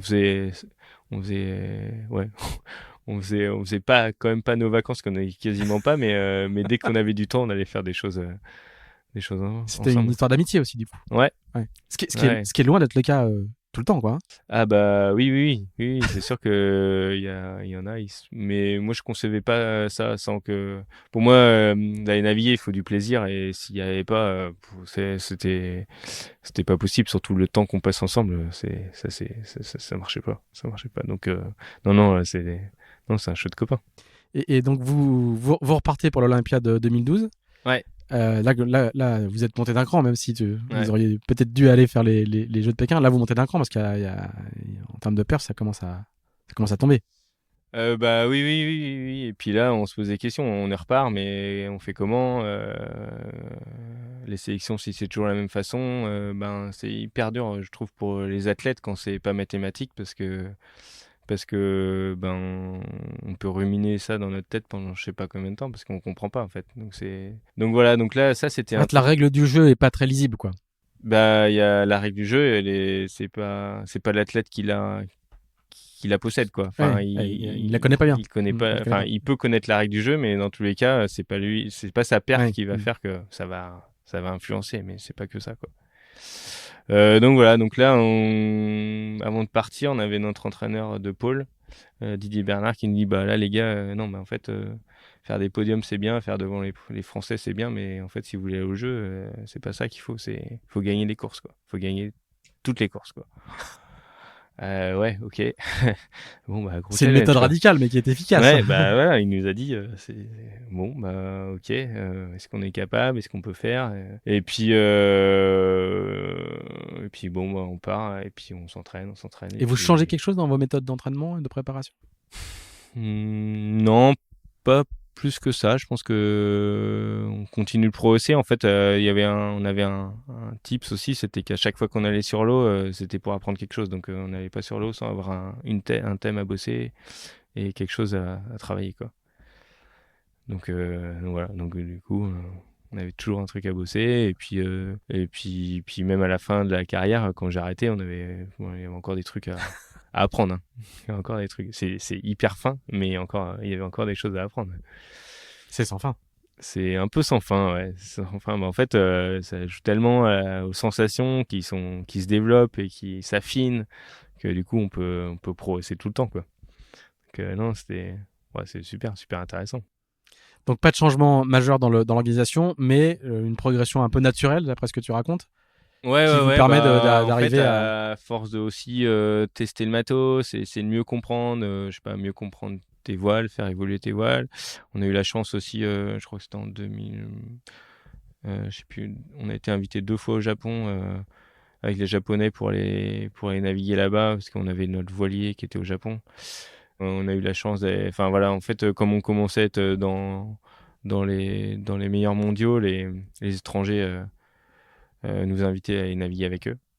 Donc ça, c'était intéressant. On a appris pas mal de choses. On a été naviguer comme ça. On a pu aller naviguer aux États-Unis. On a pu naviguer ouais, au Japon. On a pu aller naviguer. Enfin voilà, c'était super intéressant. Et, et je sais plus, je me suis perdu. Mais... Non, donc moi je disais les résultats arrivent vite, Ah oui. il y a 2 podiums sur le championnat du monde 2 années de suite, quoi. Ouais. Alors ça, c'était après, c'est 2012. Non, c'est toujours Moi les j'ai... Coupes du Monde. Enfin, je pense que c'est des Coupes D'accord, du Monde ok. à chaque fois. Ouais, c'est tout Moi comme j'ai Messi. vice-champion du monde en 2009 et en 2010, mais peut-être que je me trompe. Hein. Non, non. Ok, ça marche. Je vais pas me vendre. C'est Je plus vais tard, être c'est plus vrai. tard, autant pour C'est moi. plus tard. Mais non, par contre, des Coupes du Monde. Mais au final, enfin, c'est la même chose. C'est les mêmes personnes. C'est le même niveau. Et c'est juste que, voilà, il y a les Coupes du Monde. Donc, il y a le circuit un peu, on a la chance de pouvoir faire le circuit mondial où voilà, on commence aux États-Unis. Enfin, c'est des endroits qui font un peu rêver, hein, parce que c'est Miami au mois de janvier, Palma au mois de mars-avril.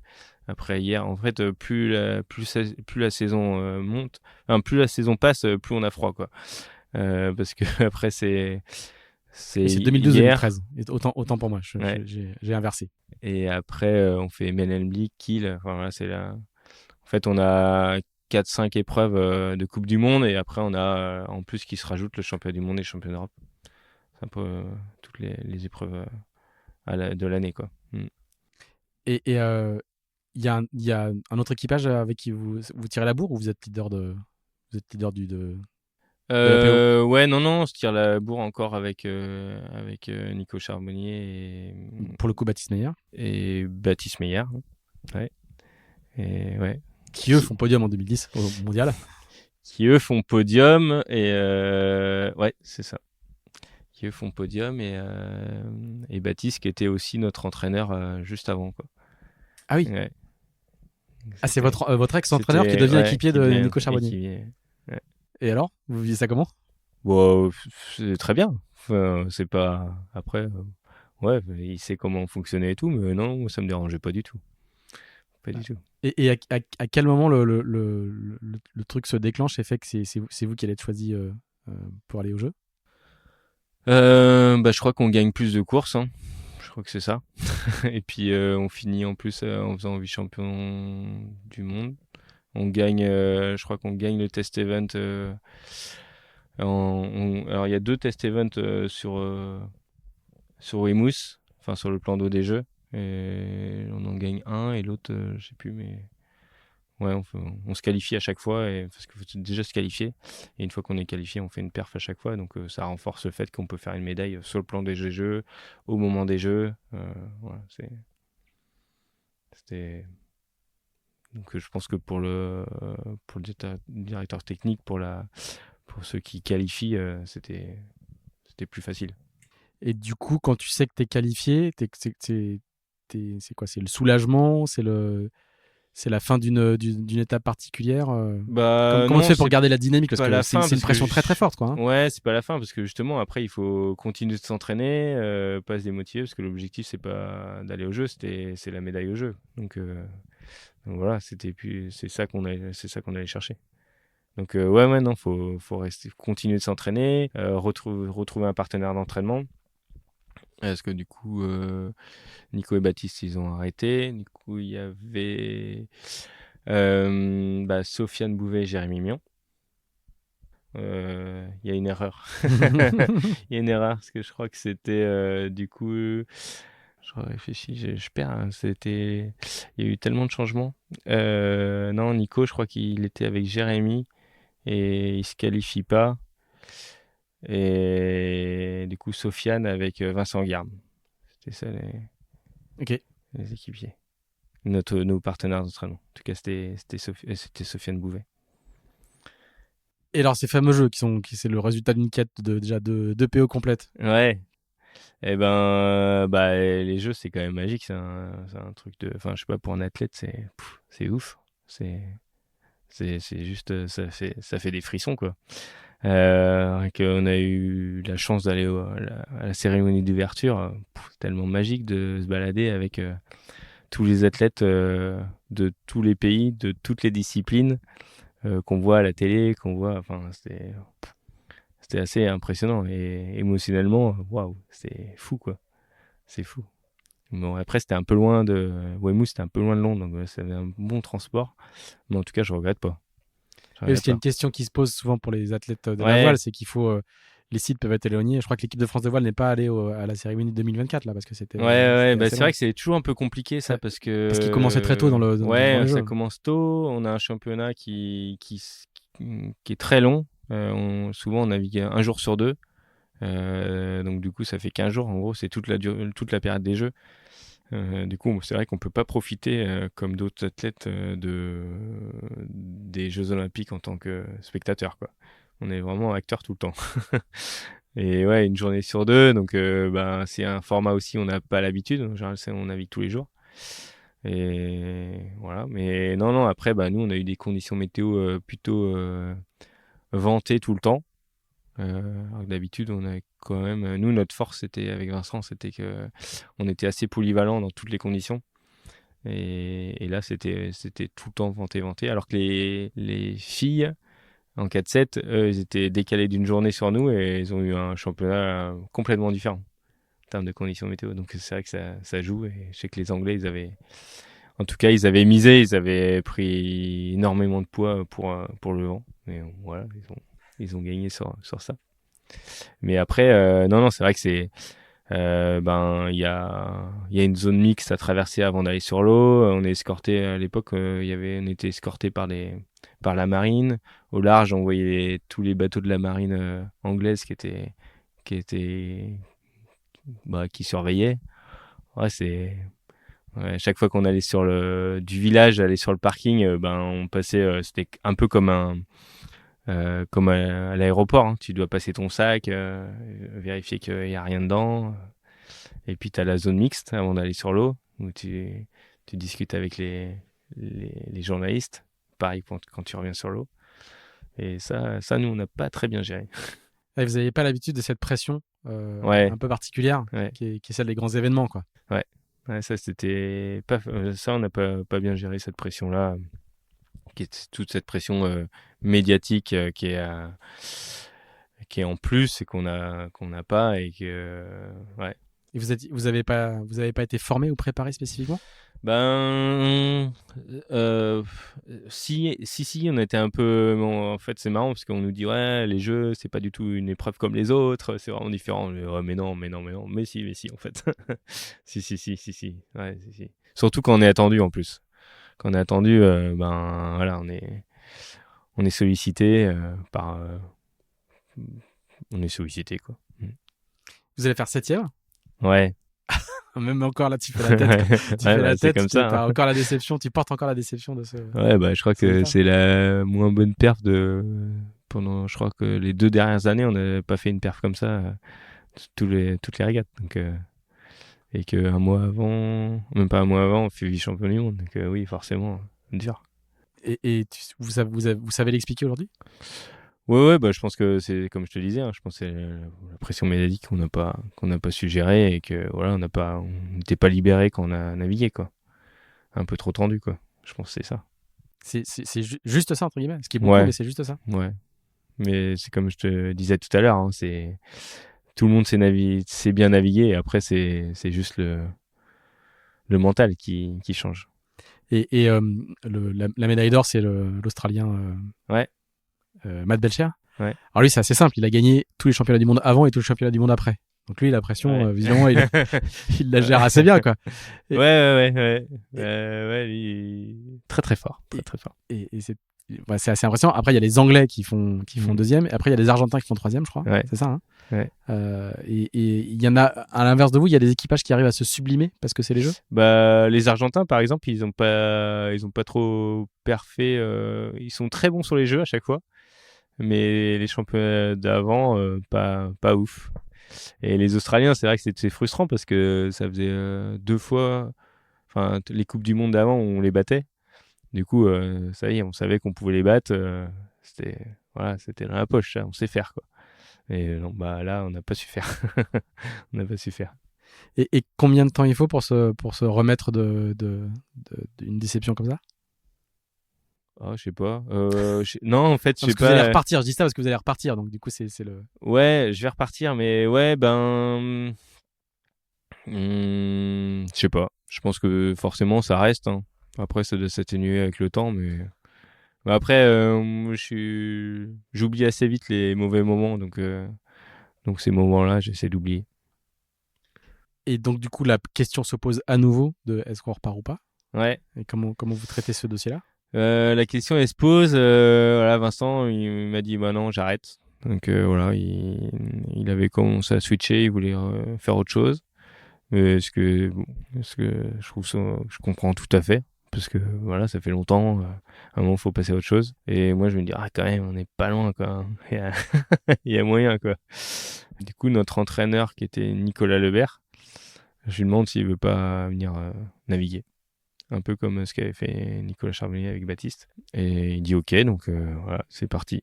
On repart pour un tour pour 4 ans. Et bah, on commence super bien parce qu'on fait championnat du monde à La Rochelle, on fait deuxième, donc Vice-champion du monde. vice-champion du Derrière monde. l'Australien. Donc, ouais. Ouais. Et là, bah, donc trop bien, quoi. On dit, bah, ça y est, c'est parti, quoi. Et puis, à un moment, on a des divergences sur la façon de s'entraîner.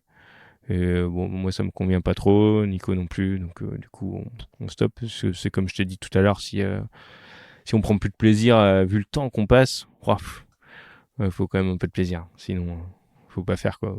Enfin, dans la douleur, ça donne pas envie, quoi. Enfin, on sacrifie tellement de choses à côté que je pense que on peut pas se permettre de pas prendre du plaisir à naviguer. Et donc ça s'arrête un peu presque naturellement sur un constat Ouais, de ouais, ouais. désaccord Ouais, ouais. On arrête ça. Je refais quand même un championnat du monde avec Vincent en 2016. Ah d'accord. Ouais. Ok. Pour la route. Ouais, pour la route. Ouais, ça faisait 4 ans qu'il avait pas navigué, pas mis les pieds sur le bateau, et je crois qu'on fait 15, un truc comme ça. Donc on arrive quand même il avait navigué, juste renavigué 5-6 jours avant. Pour le plaisir quoi. Et ouais, c'était sympa. Ouais, c'était chouette. Et alors du coup, qu'est-ce qui se passe quand on arrête cette quête olympique qui te tient pendant des années et Ouais. des années c'est quoi? C'est le grand vide Ouais, en fait, la difficulté, j'ai trouvé, c'était vraiment essayer de retrouver quelque chose qui te donne autant d'émotions. Et ça, je me suis dit, bon, je sais pas trop comment j'ai trouvé, quoi. Parce que gagner des manches, j'ai gagné des championnats sur les coupes du monde ou sur les championnats du monde ou voilà, c'est quand même. Enfin, on n'a pas parlé des medal race à chaque fois, à chaque fin de championnat, mais c'est tellement, il y a tellement de pression et d'adrénaline sur ces courses-là.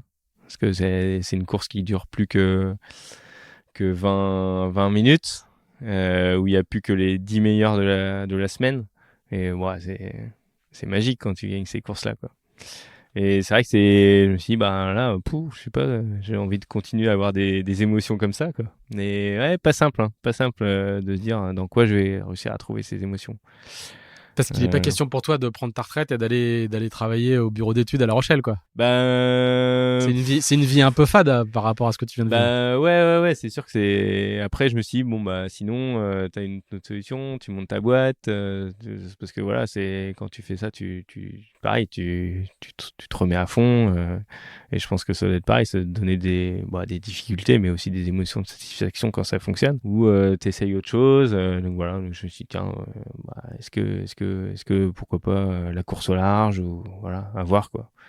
Donc là, j'ai pas fait de la course là, j'ai commencé par faire le Tour de France à la voile en diam. C'était un peu la transition quand même. Donc non, c'était sympa. Avec Combi West et Fred Guillemin qui menait le projet. Et ouais, face aux grosses équipes du large, de course au large, c'était sympa.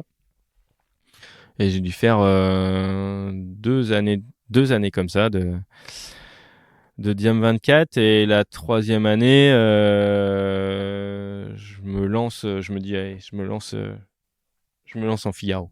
Allez, hop. Donc, bah, pas facile parce qu'il faut trouver des partenaires que j'ai pas trouvé.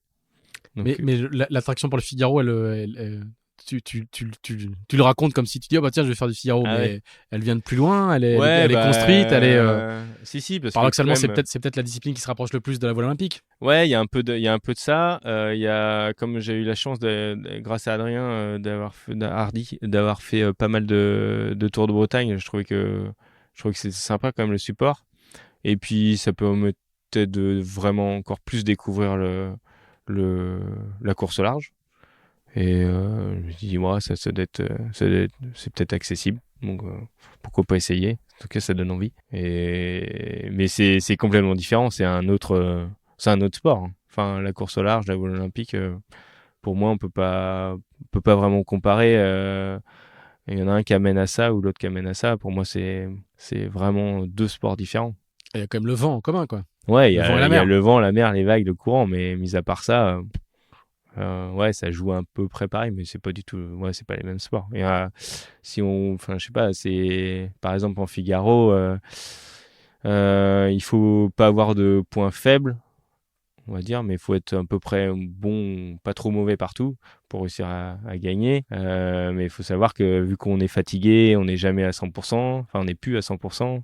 Donc ça, la difficulté, moi au début, c'était vraiment ça, c'est que en voile olympique, tu es à 100% de tes capacités tout le temps où tu navigues, tout le temps tu fais ta manche. Il n'y a, Là, y a pas de gestion, il n'y a pas de dimension de gestion du tout, quoi. non, non, c'est trop court pour la Et gestion. toute l'optimisation est tournée pour être à 100%. Ouais, on peut. Alors que si tu as 100% tout le temps en bateau, en Ah course au large, bah ça marche pas longtemps quoi. t'exploses, quoi. Ça marche Ou alors jusqu'à ou alors t'es la boue dopé. au vent et après c'est fini quoi. Ouais. Non, ouais. Donc ouais, c'est C'est d'ailleurs un prix spécial donc, souvent pour les gens qui au Figaro Ouais. qui passent Ouais, la. c'est ça. Donc cette gestion là, elle est pas bah c'est ouais, donc c'est ça, c'est à apprendre et ouais, comme je disais, c'est une autre discipline quoi, c'est différent. Mais c'est tout aussi intéressant.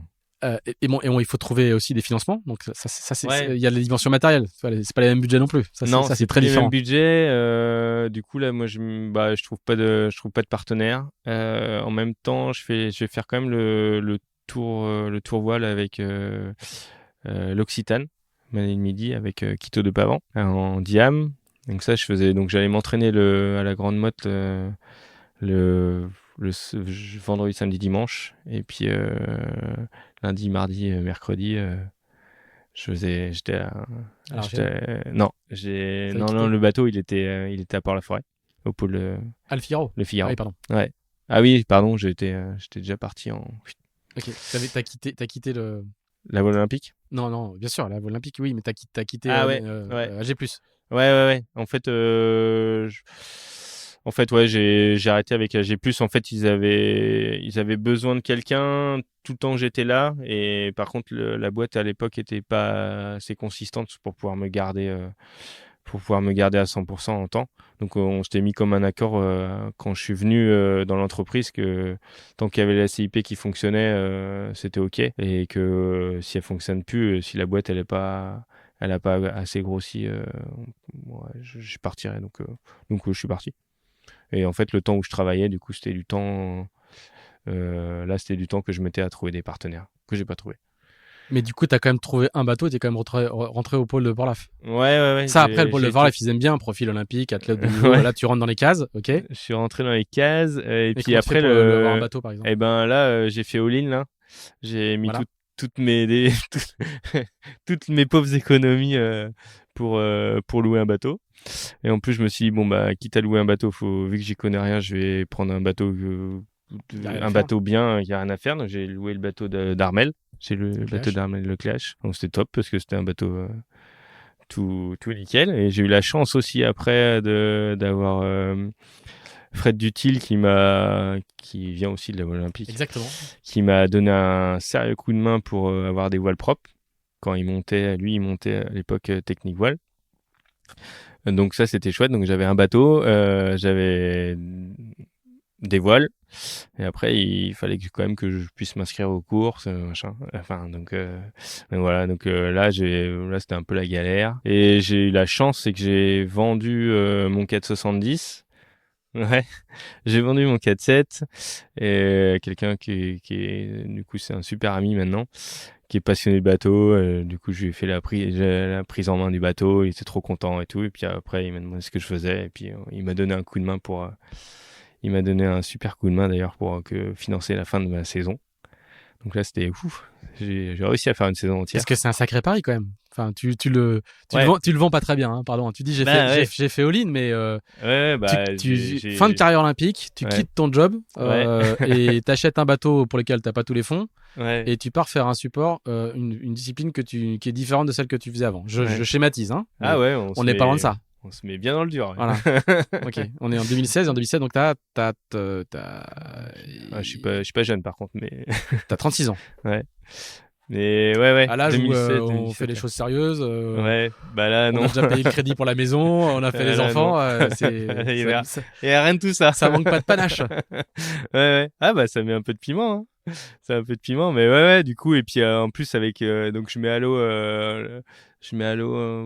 en janvier, je pense. Le Figaro en 2017 du coup. Ouais, et c'était la solitaire en juin, donc ça faisait pas beaucoup de temps non plus pour s'entraîner, et je crois que du coup je fais Alors, je sais plus dans quel sens c'est. C'est la solitaire en juin, en août. En tout cas, je crois que j'enchaîne le Tour de France à la voile et sur la solitaire, je crois. C'était bien, j'étais en forme. Parfait. Ouais, c'était nickel. Et cette première Mais, solitaire, tu fais deuxième bisu, donc c'est pas mal. ouais, Pour bien. quelqu'un J'étais qui content. découvre une nouvelle discipline. Ouais, non, super content. J'étais content. J'ai fait même des manches. Ouais, les premières courses, c'est vrai qu'il y avait des courses. J'ai fait, je crois que c'est la Normandie. Je crois que c'est ma première course en Figaro. Ouais, il y a eu bien baston. Les gens qui ont fait pas des tonneaux, mais bien mis les bateaux au tas et tout. Non, je m'en sors bien. Je crois que je vais faire dans les 10, je crois, un truc comme ça. Donc, j'étais content. Et après, bah ouais, ça c'était ma première course. Après, j'ai dû faire la solo maître coq et je crois que je gagne une petite course. Mais bon, c'était pas long. C'était pas entre trois bouées, mais un tout petit peu plus long. Et puis voilà, après, il a fallu que j'apprenne à faire des bords de travers, pas que monter au vent et descendre sous le vent, quoi. Donc, ça, C'est c'était là où c'est une nouvelle discipline. exactement. Savoir servir de son pilote que je savais pas. En tout cas, j'ai pas assez utilisé. Enfin, depuis, j'ai appris quand même. Et comment t'expliques justement, comment t'expliques cette conversion, enfin plutôt la qualité de cette conversion, c'est-à-dire que comme tu expliques bien, c'est pas naturel en fait, contrairement à ce qu'on pense, c'est pas forcément naturel. Et Ouais. pourtant toi, tu t'adaptes très très bien et t'arrives à performer assez vite. Comment t'expliques ça? Il y a quand même il y a le côté athlète de haut niveau, détermination, engagement, Ouais. préparation, discipline, rigueur, etc. Ok, mais tu viens, même si tu dis que c'est une autre discipline, il y a quand même, bon, tu sais faire un bord de près normalement, quoi, par exemple. Ouais, Tu bah sais barrer aussi, ça parce va, que t'étais ouais. barreur. Tout ça, ça va. Tout ça, non, je pense que ça a été bien parce que je pense que j'ai bien les sports d'endurance longs. Donc, on passe dans cette catégorie-là. Ah, ok. J'aime bien aussi se mettre dans le dur. Donc, je pense que là, c'est pareil. On passe bien dans la bonne catégorie. Donc, voilà, je pense que c'est peut-être aussi ce qui a fait que c'était peut-être un peu plus facile entre guillemets, la reconversion. C'est pas Mais ouais, je pense que c'est sûrement dû à ça. Et au niveau des sensations et des émotions, tu disais, comment je vais Ouais. retrouver des émotions comparables. Est-ce que là, tu t'approches d'émotions comparables ou pas tout de suite? Non, non, je m'approche pas du tout à ces émotions. Mais après, il y en a d'autres qui arrivent, d'autres où on est tellement fatigué qu'on se retrouve émotionnellement à craquer, mais qu'on craquerait pas du tout si on n'était pas fatigué. C'est plus ces émotions-là. Mais les émotions on va dire même si j'ai pas fait beaucoup de victoires, mais de victoires sur ces courses-là, bah en fait, on les voit tellement en avance Ah, tu les vois arriver. Ouais. enfin, c'est pas un clac comme ça que, ouais, pour l'instant, j'ai pas encore. Après, peut-être j'ai pas été assez bon encore, ou j'ai pas fait toutes les courses non plus, courses larges, mais j'ai pas encore eu ça, quoi. Il y a trop d'écart en fait entre le premier et le deuxième. Bah ouais, peut-être, ou je sais pas, mais sûrement que là, j'ai pas gagné de solitaire du Figaro, mais peut-être que quand tu gagnes une solitaire, ça fait ça. Mais je pense que les émotions, elles Différentes. sont différentes dues à la fatigue. Comme je disais tout à l'heure, c'est que tu craques beaucoup plus vite. Enfin, tu craques où t'arrives pas à te contenir, quoi. Et est-ce que tu as d'autres émotions liées aux sensations? Je pense à quand tu navigues sur un ultime. Et après, Ça doit être loin du 4-7. ouais, J'imagine qu'un bord de 4-7 aux Jeux Olympiques dans la brise au portant, Ah oui, bah ça doit c'est être très génial. fort en émotion. Mais je Ouais. pense que voler à 45 nœuds sur Sodebo, Ouais, il y a bah moyen que ça en procure ah aussi. bah oui, énormément. Mais c'est pas du tout les mêmes. C'est pas du tout les mêmes. C'est pas du tout les mêmes. C'est pas du tout les mêmes. Mais non, mais c'est sûr que les émotions, t'en as quand même plein, des différentes, ouais, c'est juste pas les mêmes. Et par contre, émotionnellement, par exemple, où c'est hyper dur aussi, la course au large, c'est que, ben, t'es bien sur ta course, là, tu fais un bon coup, t'es hyper content, tu viens de faire une mauvaise option ou de faire happer, et tu te retrouves, oh là, c'est le bad.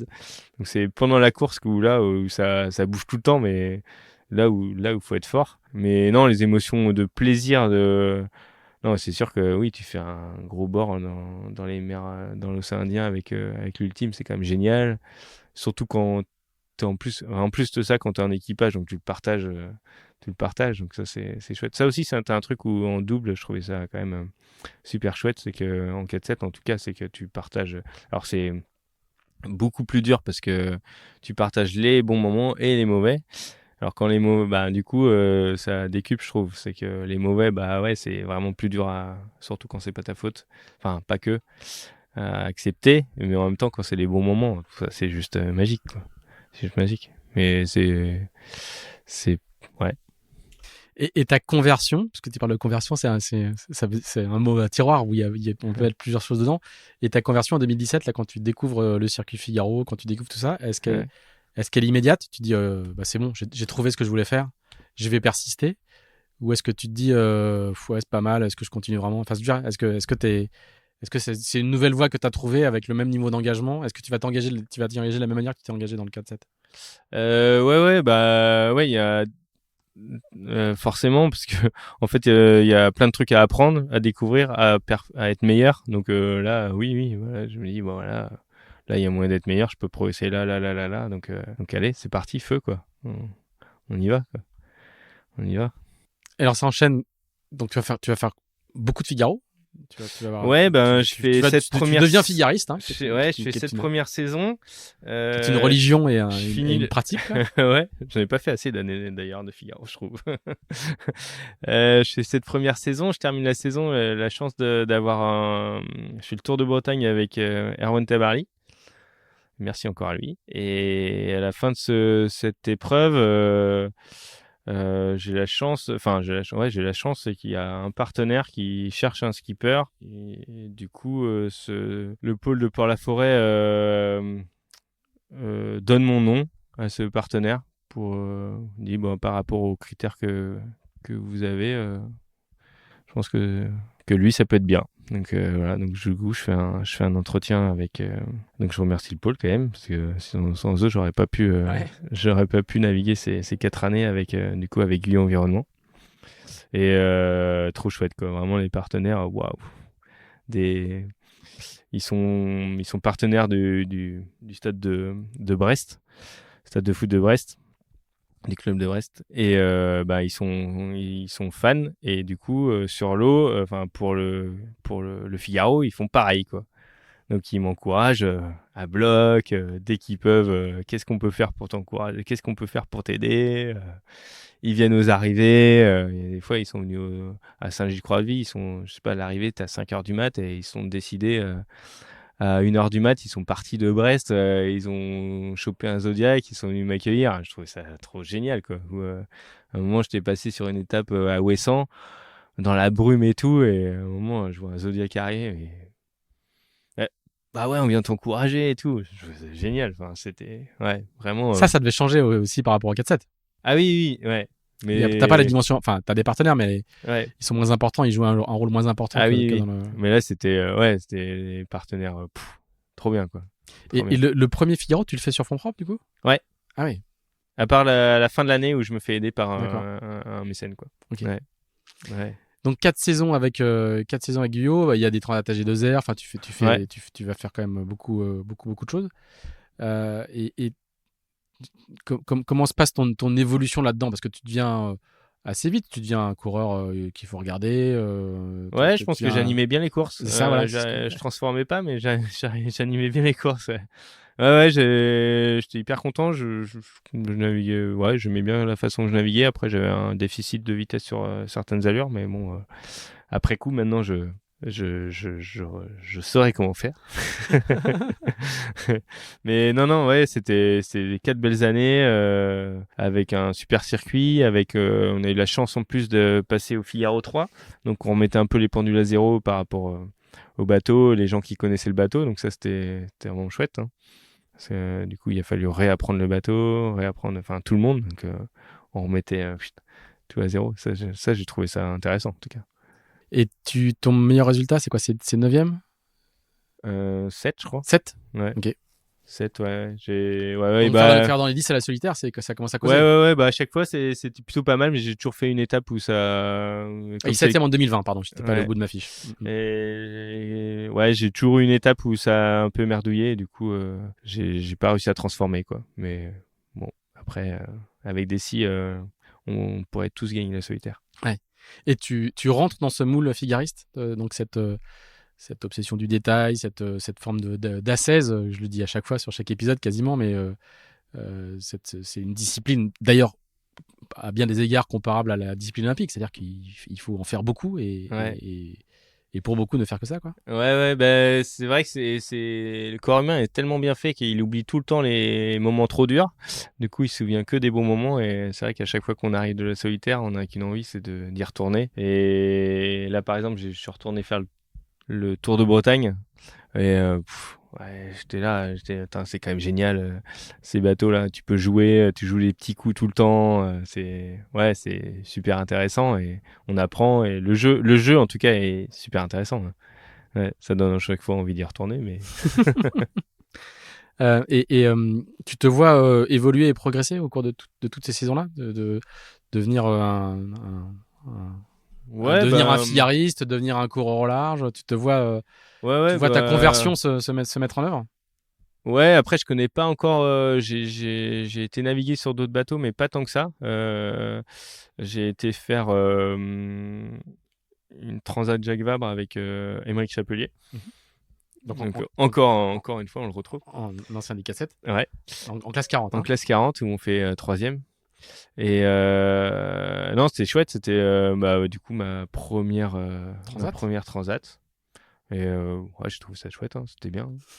Je me suis dit waouh, encore une nouvelle discipline parce que c'est encore différent. C'est pas le même rythme. Enfin voilà, pour moi c'est encore une discipline qui est un peu moins radical. Il n'y a pas autant de différence que l'olympisme, mais c'est encore différent. Ouais.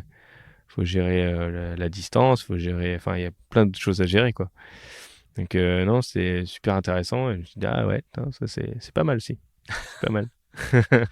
T'es facile en fait. Tu goûtes au plat et t'aimes tous les plats. Ouais, peut-être. Je vois que le bon côté à chaque fois, sûrement. C'est pour ça.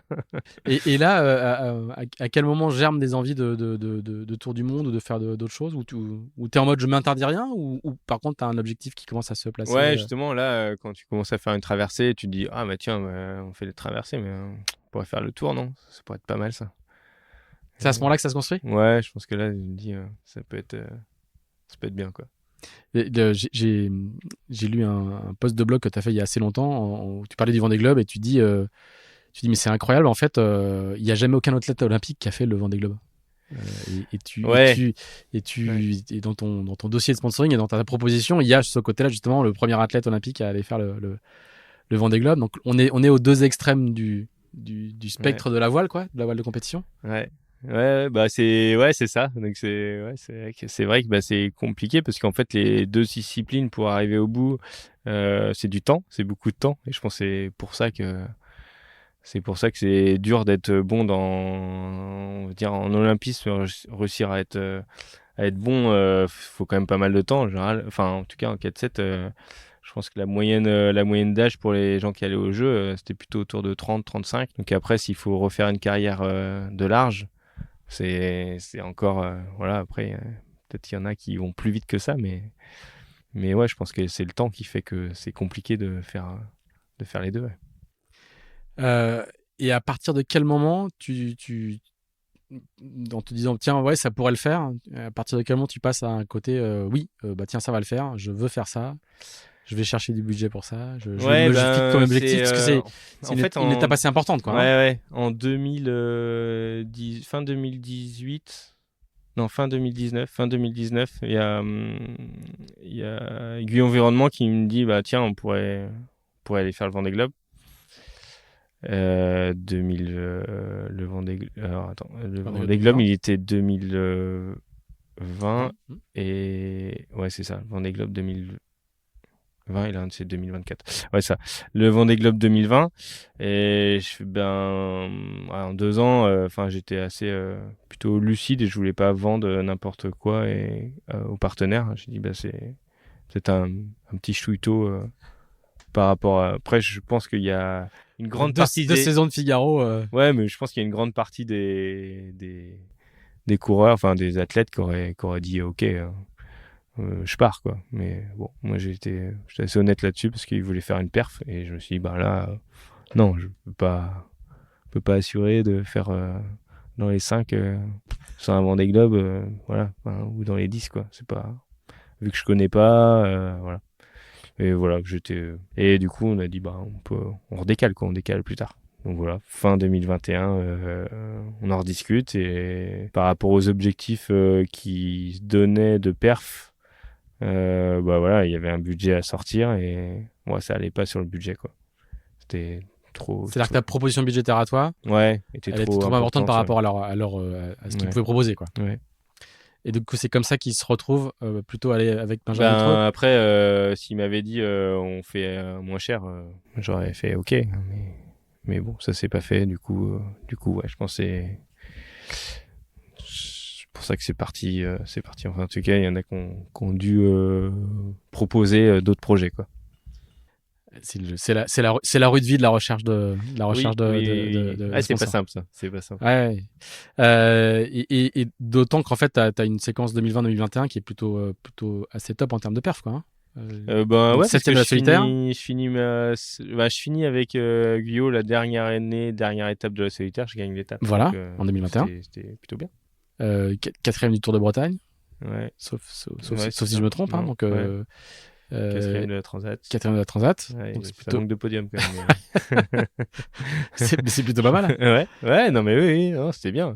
Et puis même la Transat, là, on fait 4, mais on était en tête tout du long. Bon, après, c'est les Transats. On C'est sait jamais Transat en comment double, ça va finir, hein, mais beaucoup d'appelés et peu ouais, d'élus. ouais, c'est ça. Et du coup, comment tu gères cette phase-là, à la fois la déception et puis Ouais, la du fin, coup, parce que on du coup, dit, le contrat avec Guyot s'arrête aussi, par ouais, le ailleurs. contrat s'arrête. Enfin, de toute façon, c'était un contrat sur 4 ans, donc ça s'arrêtait. C'était juste, fallait relancer Ce quelque qui est chose. déjà pas mal, parce que c'est assez rare d'avoir des Ah durées de oui, contrat aussi ouais, longues. Hein. ouais, c'était chouette. Et puis surtout, c'est des gens de parole, donc c'était génial. Enfin, moi, je me suis vraiment régalé. Je les remercie encore. Et bah ouais, ça s'arrête. Du coup, ben, essayer de retrouver un partenaire, ben, pas facile, je trouve pas. Essayer de changer de projet. Donc ça marche pas. Je trouve pas. En plus, c'était deuxième période Covid, non, je crois, ça va être ça. Mm. Donc pas forcément facile. Pas le bon moment, oui. Pas le bon moment. À cette période-là, en plus, j'ai la chance. Ouais, ça c'était aussi super intéressant. J'ai un copain qui cherchait à fabriquer un bateau de voyage. Et du coup, il voulait s'entourer de spécialistes pour faire le lien entre, pour écrire le.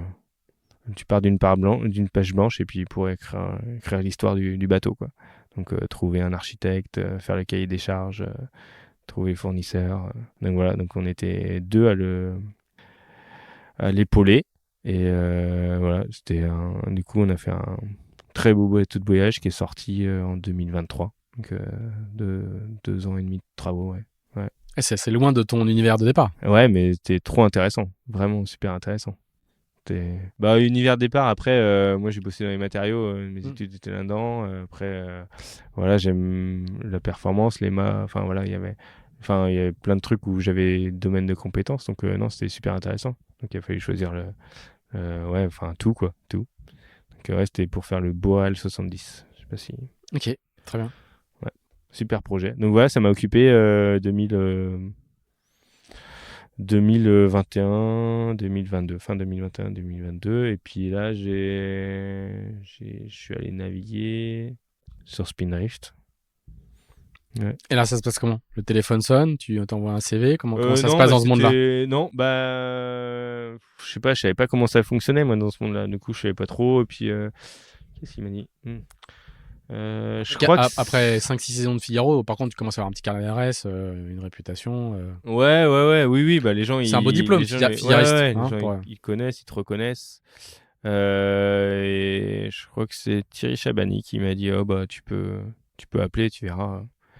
Donc voilà, Thierry avec qui j'avais fait le National Figaro. Je crois que c'est la première fois que je montais sur un Figaro, National Figaro en je sais pas quelle année, 2000. Début du Figaro 2, je crois, une première année de Figaro 2. Et du coup, ils sélectionné. C'était une période en plus où il y avait un peu de turnover et ils essayaient de trouver quelqu'un. Du coup, j'ai fait, bon, ok. Enfin, ils m'ont sélectionné. Donc bien, donc du coup, super expérience sur des machines impressionnantes. Enfin, vraiment, c'est pas volant, mais c'est des sacrées belles machines. Ouais, on est vraiment. C'est gros, c'est robuste, on se sent vraiment en sécurité. Ouais, c'est impressionnant. Ouais. Et là, tu fais quoi avec eux? Tu fais une tentative de trophée Jules Verne? On fait une tentative de trophée Jules Verne, mais ça part pas.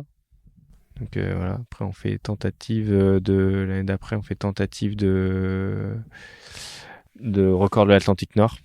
Donc on emmène le bateau là-bas et le retour, je suis pas dispo, donc je peux pas le faire. Mais j'étais sur les 5 jours du Léman. Tu vois, mais comme les tentatives, c'est compliqué parce que dernier moment, ils t'appellent et hop, c'est parti, quoi. Donc pour se bloquer.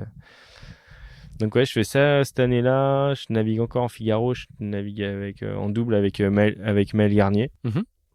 Et ouais, Donc là, trop tu chouette. commences ta vie d'équipier. Enfin, tu commences Ouais, voilà, ouais, je me la vends, partie de quoi. ta carrière où t'es Ouais, où je t'es me vends. recruté, tu te vends, où t'es acheté. J'ai mon sac, où je suis Voilà, acheté, quoi. voilà. J'ai mon petit baluchon et je me balade, quoi. Donc non, super, on fait une super course avec Maël.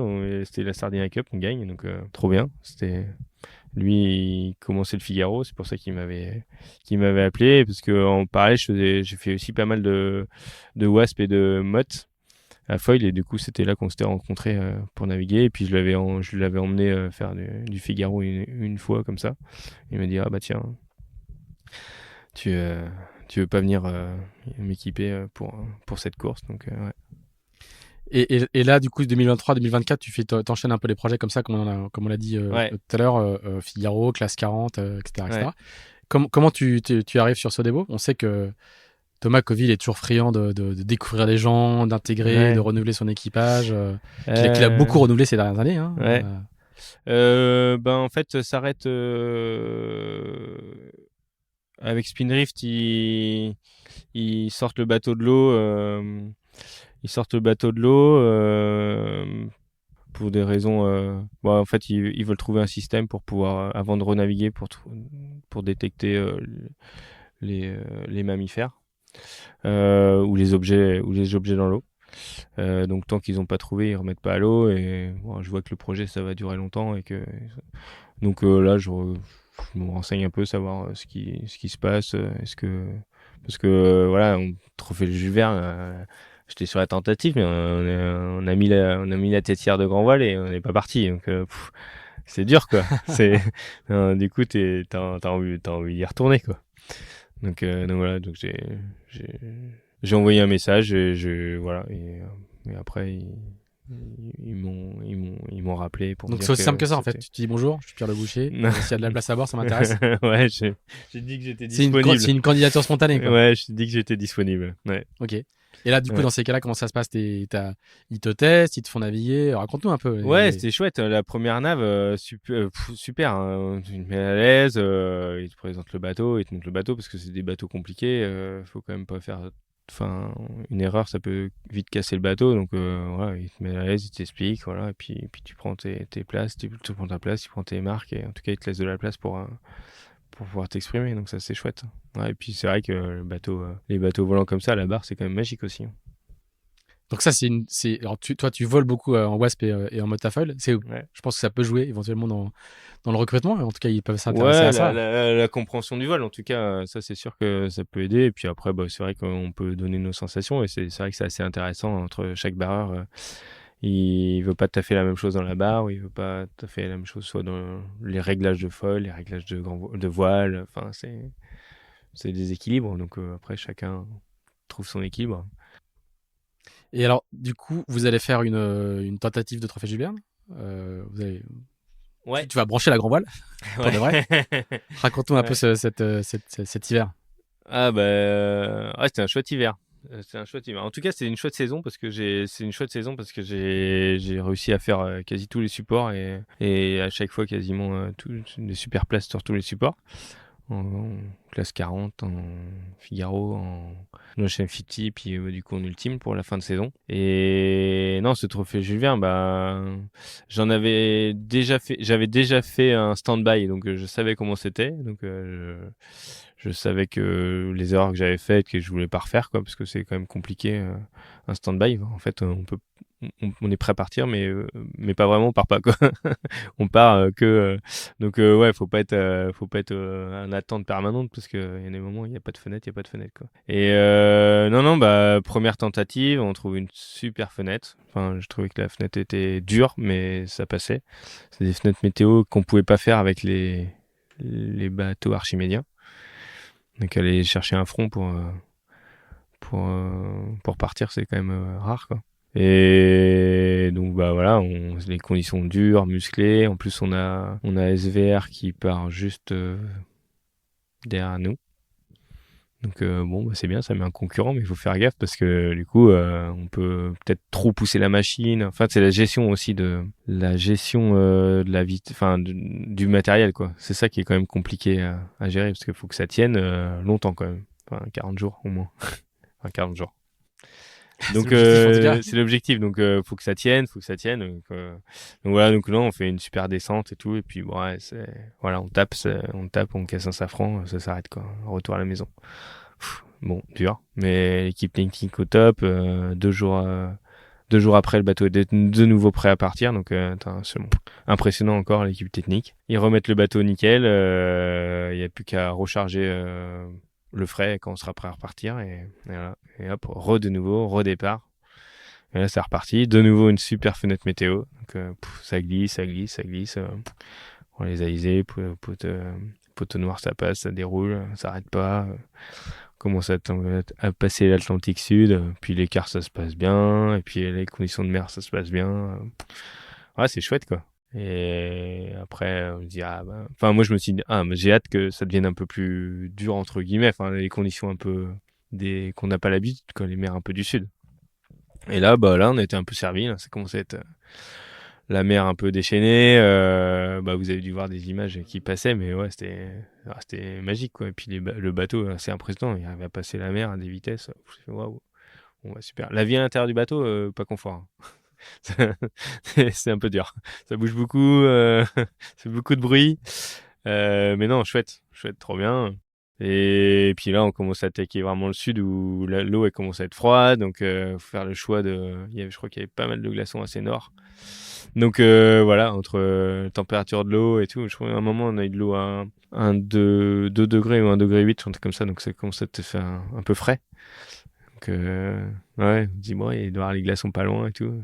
Donc mais même au niveau des choix stratégiques, des fois c'est vrai qu'on de la terre on voit pas tout, on voit pas où est-ce qu'il y a les glaçons, du coup on comprend pas certaines trajectoires, ou alors on comprend pas l'état de la mer qui permet pas d'aller assez vite et là non, la gestion du bateau, du matériel, je trouvais ça chouette, et puis plus le temps passe, plus tu te dis bon bah c'est bon, ça va le faire quoi. On suit les routages, on est dans les temps. Là on avait pris un tout petit peu de retard mais pas beaucoup. On avait normalement encore une journée, ouais, quasiment une journée d'avance au Cap Horn.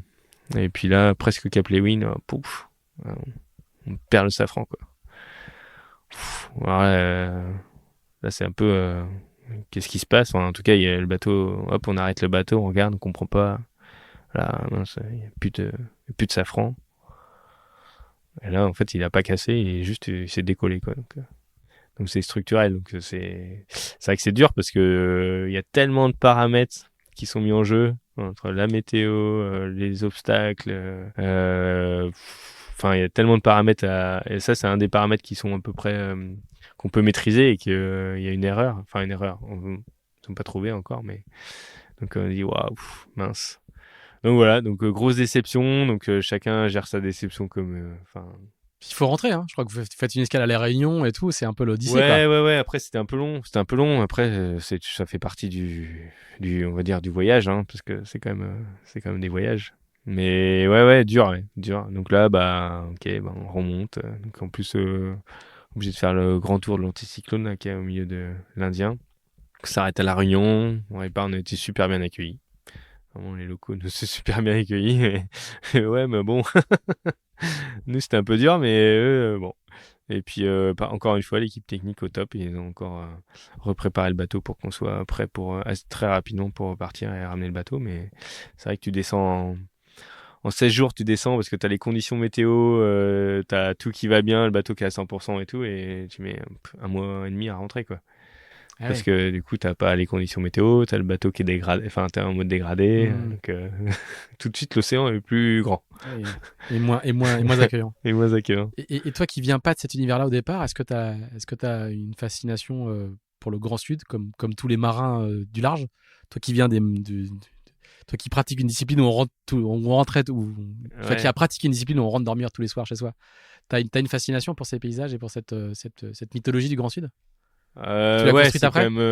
c'est quand même chouette, hein. C'est tous ces milieux un peu hostiles, je suis assez fan. C'est les milieux où on est libre, on a, entre guillemets, on a le droit de faire ce qu'on veut. On prend nos risques.